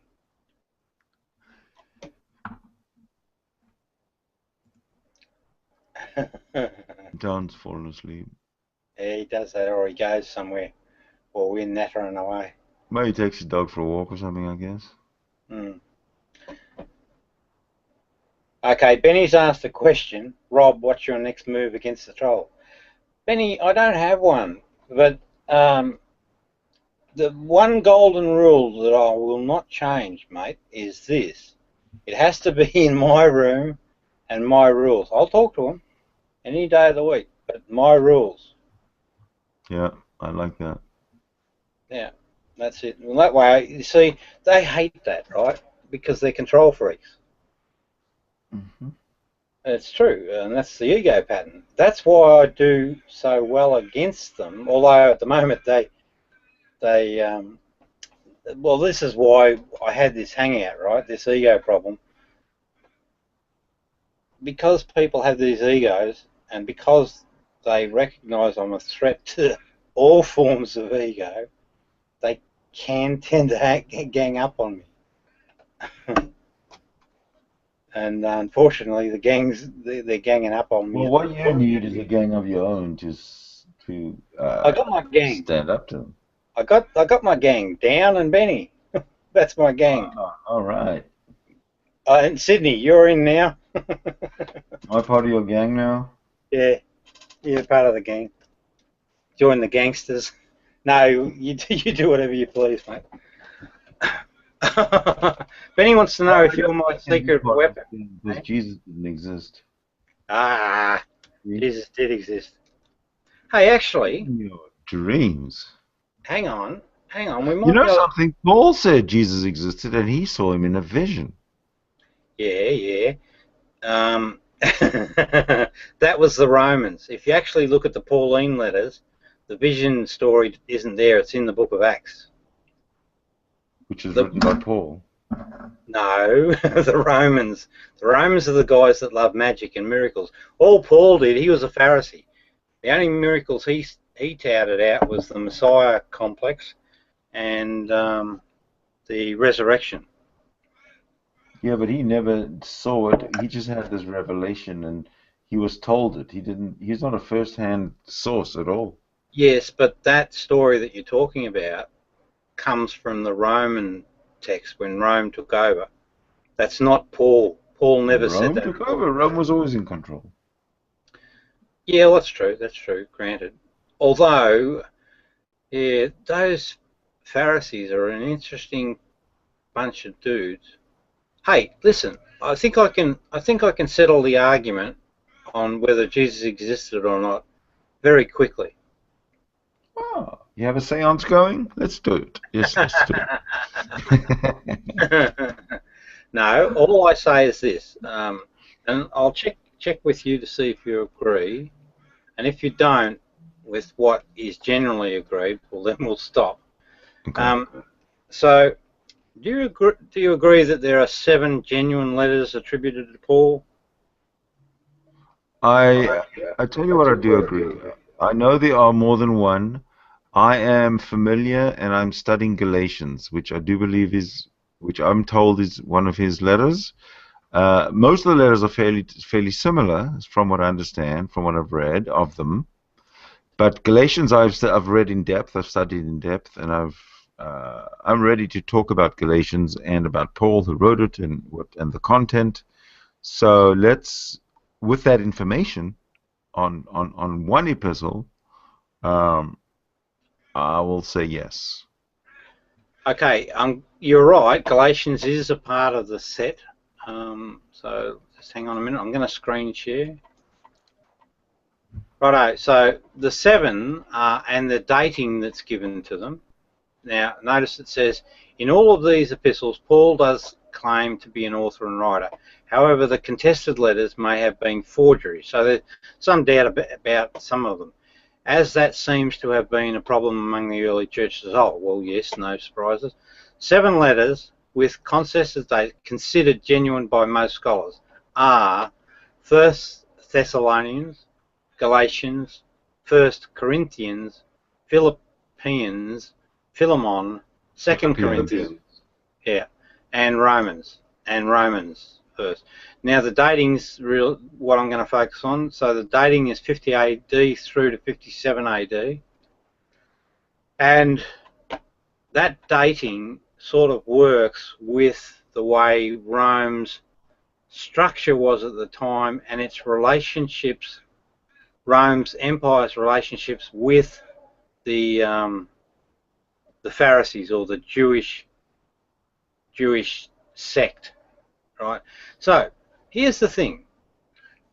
If that's true that Paul did write these, and if it's true that the dates are correct, then how does it make, and if you look at each letter, they're to 7 different communities.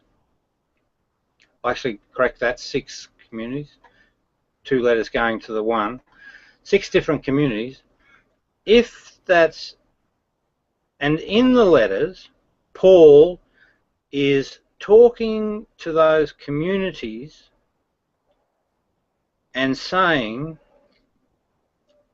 that the teachings of Jesus from some other source are wrong, and Paul came along to teach the proper teaching, and there's not one Jesus miracle in any of these letters, how does it make sense? Now, the guy, Jesus is supposed to have died 33 to 36 AD, somewhere in there. So we're talking about, what's that, 20 years. Yeah, around about 20, I'd say 18, but 18 years or so after the guy's death. How does it make sense? How does it make any sense? Remember, we've got 6 different communities that are being communicated to. How does it make any sense whatsoever that there wasn't a person called Jesus, you know? Because the guy who's writing the letters has never seen Jesus. All he's seen is a vision of Jesus. That's all he's seen. He had an epileptic fit. He sees Jesus. He goes blind or whatever. That's it. That's his evidence. Very, very flimsy. Now wait a minute. Think again. Think. You've got to buy into the discussion. I'm thinking. Yeah. All right. Good. Not too much, because it's good to be meditative, a bit more than thinking. I'll hold back. Only use the thinking muscle when you absolutely have to. Now, and this is one of those great occasions. Remember, this is 6 different communities, so there's an audience here of people that lived within a generation or a minor generation of the death of this guy called Jesus. And the topic of discussion is this guy called Jesus, but not only that, it's mentioning a previous set of teachings Paul wants to supplant with his new teachings. And remember, we don't have visions. That's all bullshit. None of that's real, so we can't even worry about that. Hold on a second. Can I pick up from there? Okay, we've got to remember that Paul had his vision when Paul was Saul, and Saul had his vision and became Paul. Yeah. On the road to Damascus. That was many, many years before these letters were written, because only after his Damascus incident did he start doing the rounds and preaching the gospel and building up all these communities with all these churches. Okay, so this is years and years later, after he's visited all these communities, built up all the churches, and now he sees that they're all, fed up with Christianity because none of it's coming true. It was all false. It was all nonsense. So now he's in a bit of a panic, having a bit of an anxiety attack maybe, and writing all these letters to the communities to say, hey, I'm the guy who had a vision of Jesus, and I preach to you the good news. If there's any false people preaching to you the good news, then don't listen to them. They're wrong. Listen to me. An absolute crazy man. Yeah, but hang on a minute. Think about what you just said, and now think about what was your source for that information. Galatians. No, it doesn't say that in Galatians at all. About what's it say in Galatians? Well, your source. What is your question? My source for what? Okay, so you said that Paul had this vision way before doing these letters, right? Yeah. So what's your source for that vision? Galatians. I disagree with that, but I'm very interested. You got my attention. So, yeah, Galatians. Can we find the quote or not? Yes, we can. Oh, good man. Damn.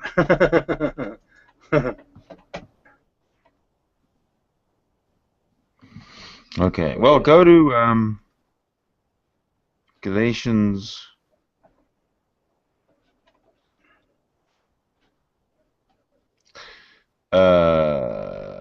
I guess you could start reading from Galatians 15, say.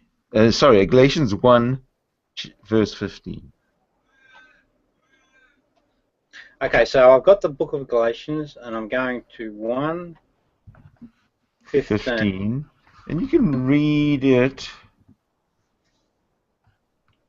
all the way. Yeah, just read it all the way to the end of the chapter. What the hell? Okay. But when God, who set me apart from birth and called me by his grace, was pleased to... Okay, I know this stuff, so I'm okay again. I did not consult any man, nor did I go to Jerusalem to see those who were apostles before... Hang on, I'll just read it again in case I missed a bit. But when God, who set me apart from birth... So he's talking about God. We know that that's not true in reality. And called me by his grace. So God's given Paul a mission, was pleased to reveal his Son. So there's a revelation from Jesus, who's passed away, right? He's dead, in me, so that I may preach amongst the Gentiles. So it's sort of like this is the rubber stamp for him talking to these communities. Okay. I did not consult any man, nor did I go up to Jerusalem to see those who were apostles before I was, but I went immediately to Arabia and later returned to Damascus. Then after 3 years, that's right, correct, I remember that, I went up to Jerusalem to get acquainted with Peter and stayed with him 15 days. So what we get presented here... Carry on and read till the end. Oh, okay, all right, okay, 15 days. I saw none of the other apostles, only James, the Lord's brother. I assure you before God that what I am writing you is no lie. Bullshit. Later I went to Syria and Cilicia. I was personally unknown to the churches of Judea that are in Christ. So that means that the 7 letters that he's six churches he's writing to, he's unknown to them. So he's not part of the community. He's coming out of the cold after being 3 years in Arabia, which is a really important point. They only heard the report. The man who formerly persecuted us is now preaching the faith he was once tried to destroy. So what that's saying is that's acknowledging that Saul was a Pharisee. Okay. And they praised God because of me. Now, just one other thing. If you could just read the very first verse of the next chapter. Oh, okay. Will do. 14 years later, so this is Paul accepted by the apostles. 14 years later, I went up to Jerusalem, this time with Barnabas. Well, actually, it's a guy called Corroborus or something. I took Titus along also. I went in response to a revelation and set before them the gospel that preached amongst the Gentiles. But I did this privately to those who seemed to be leaders, for fear that I was running or had run my race in vain. Yet not even Titus was compelled to be circumcised, even though he was Greek. This matter arose because some false brothers had infiltrated our ranks to spy on the freedom we have in Christ Jesus and to make us slaves. We did not give in to them for a moment, so that the truth of the gospel might remain with you. As for those who seemed to be important, whatever they were makes no difference to me. God does not judge by external experience. These men added nothing to my message. On the contrary, they say that I had been entrusted with the task of preaching the gospel to the Gentiles, just as Peter has been to the Jews. For God, who had at work in the ministry of Peter as an apostle to the Jews, was also at work in my ministry as an apostle to the Gentiles. James, Peter, and John, those reputed to be pillars, gave me and Barnabas the right hand of fellowship. When they recognized the grace given to me, they agreed that we should go to the Gentiles, and they too to the Jews. All they asked was that we should continue to remember the poor, the very thing I was eager to do. So is there a point for that? What were you trying to point out with that? The point I'm trying to make is the time that went by since his Damascus revelation and this letter. Many years. Yes. See, 14 years plus 3 years. I mean, there's already 17 years right there. Yeah, but that's exactly, that fits the dating. Yeah. Yeah. So there's no dispute that and I agree with that. No, you asked me where do I get my information that this was a letter written after the fact and not, the day after his revelation or whatever. Oh, okay. Let me think about that. Yeah, this letter is written 14 years later, right? Correct? Yeah, it's written in 53, which is, and if you take 17 away. Yeah, that's okay. No drama. Okay, so he's doing his missionary work. He's building the churches and preaching and doing all this kind of stuff. Yeah, he spent 3 years in Arabia, all right, which was the desert basically. What he did in that time, I think, was he was down with the Essenes and doing groundwork and research before he went on his journey. But what now?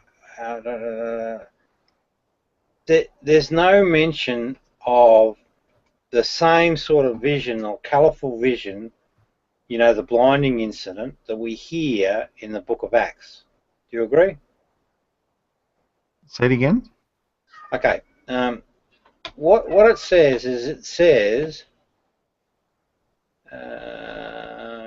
I can find it. I received it by revelation from Jesus Christ. Right. So it's not. I did not receive it from any man, nor was I taught it. Rather, I received it from. So he's not saying that he saw Jesus. He's saying that he got a revelation from Jesus Christ. Right. Which is what? Yeah, wait. Here's the kicker. When you move to the Book of Acts, which I'm saying is written by the Romans who throw the miracle spin on it, the story is different. There's a blinding event, you know, magical blinding, and then a magical recovery. And Jesus, I think, comes down and sort of talks to him or some bloody thing. It's more magical story, right? This one, I think, is just a genuine letter proposed by Paul, whose agenda was to rope back in the lost people, Judaism. Mm-hmm. Or to Christianity. Well, they called him Jesus Christ in this letter, so I've got to assume that the Jewish folk, because Rome's not really involved at this stage, right? Rome's off the. This is all it's all about Jewish religion, and so Jesus comes along and he drags a bunch of folks away from Judaism. Judaism is a very jealous sect. We know that from the days. Yeah, we know that from the days of Antiochus, right? When the Greek traditions were drawing the populations away. You know, the Jews ended up enlisting the help, I think, of the Romans, and then they, you know, got their flock back together again. They're typically very jealous about their control over their religion, and so it would make. And you get another incident too. It occurs with what's the name of the guy? Nero's sidekick, or brother, strange brother, or whatever.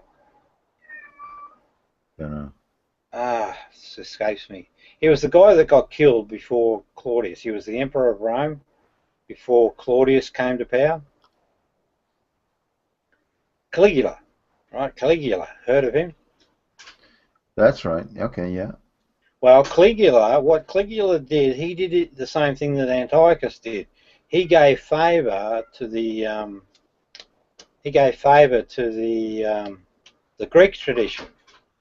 Shortly after, he's killed, and what happens is Claudius comes to power with the support of Agrippa the Great, who's the wicked priest in the Qumran Dead Sea Scrolls. So he comes to authority. Claudius comes to authority with Agrippa the Great's influence, and then what happens is the power vacuum, or the power shifts back to the Pharisees. They get control or power back, and I think they then basically, and I think that was the catalyst that led to these letters, because I think Agrippa assigned Paul or Saulus the task of going and recovering the lost sheep back to a pseudo Judaism, because if you look at the letters, it's very Old Testament. You know, you can just tell the it's Jewish all penis. Cut the penis, don't cut the penis. Right. Cut the penis, don't cut the penis. That's right. Exactly. Yeah, exactly.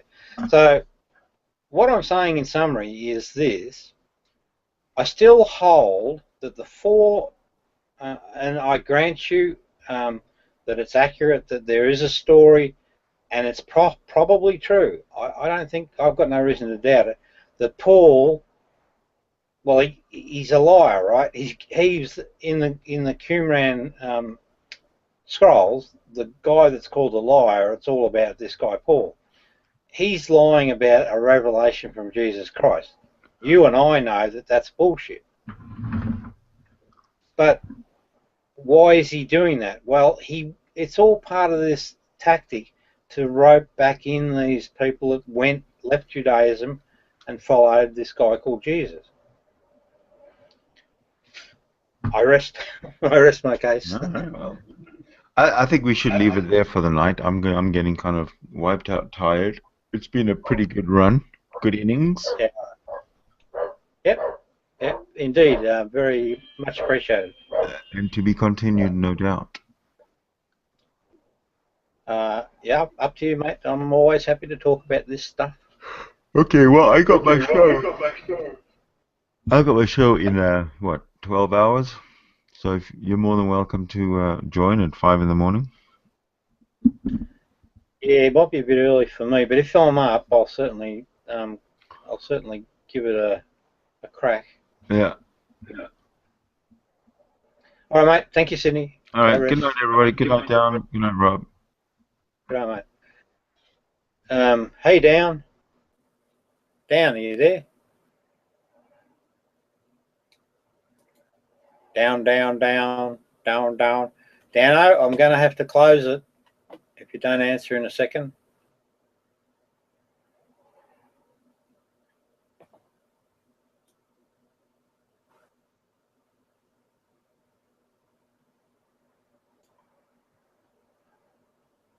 All right, mate. Catch you later. Oh, you're there. I can't hear you, mate. Your microphone is playing up or something. Hey, Rob, are you still there? Yeah, mate. Yeah. Okay. Yeah, well, I'm going to call it quits, though. Yeah, no, fair enough. I thought it went really well tonight. I did. You know, this is the thing, right, with the... and this is something the trolls don't get. You know, all of this activity just makes me stronger. You know, so, and it makes the arguments more, you know, more fluid, more on point. So, you know, they just don't get it. Still trying to have their wins, their silly little wins. And here's the other thing, Down, too. This is an important point. I just thought of it then. It's actually exposing the real thing that I want to talk about and the problem. You know, by getting people agitated, that works. Now, whether they come near me for a while, I don't know. That's their position. But by being in their face, you know, it brings to the surface an issue that all of them have. So it's interesting. It's an interesting dynamic. All right, mate. Have a good one.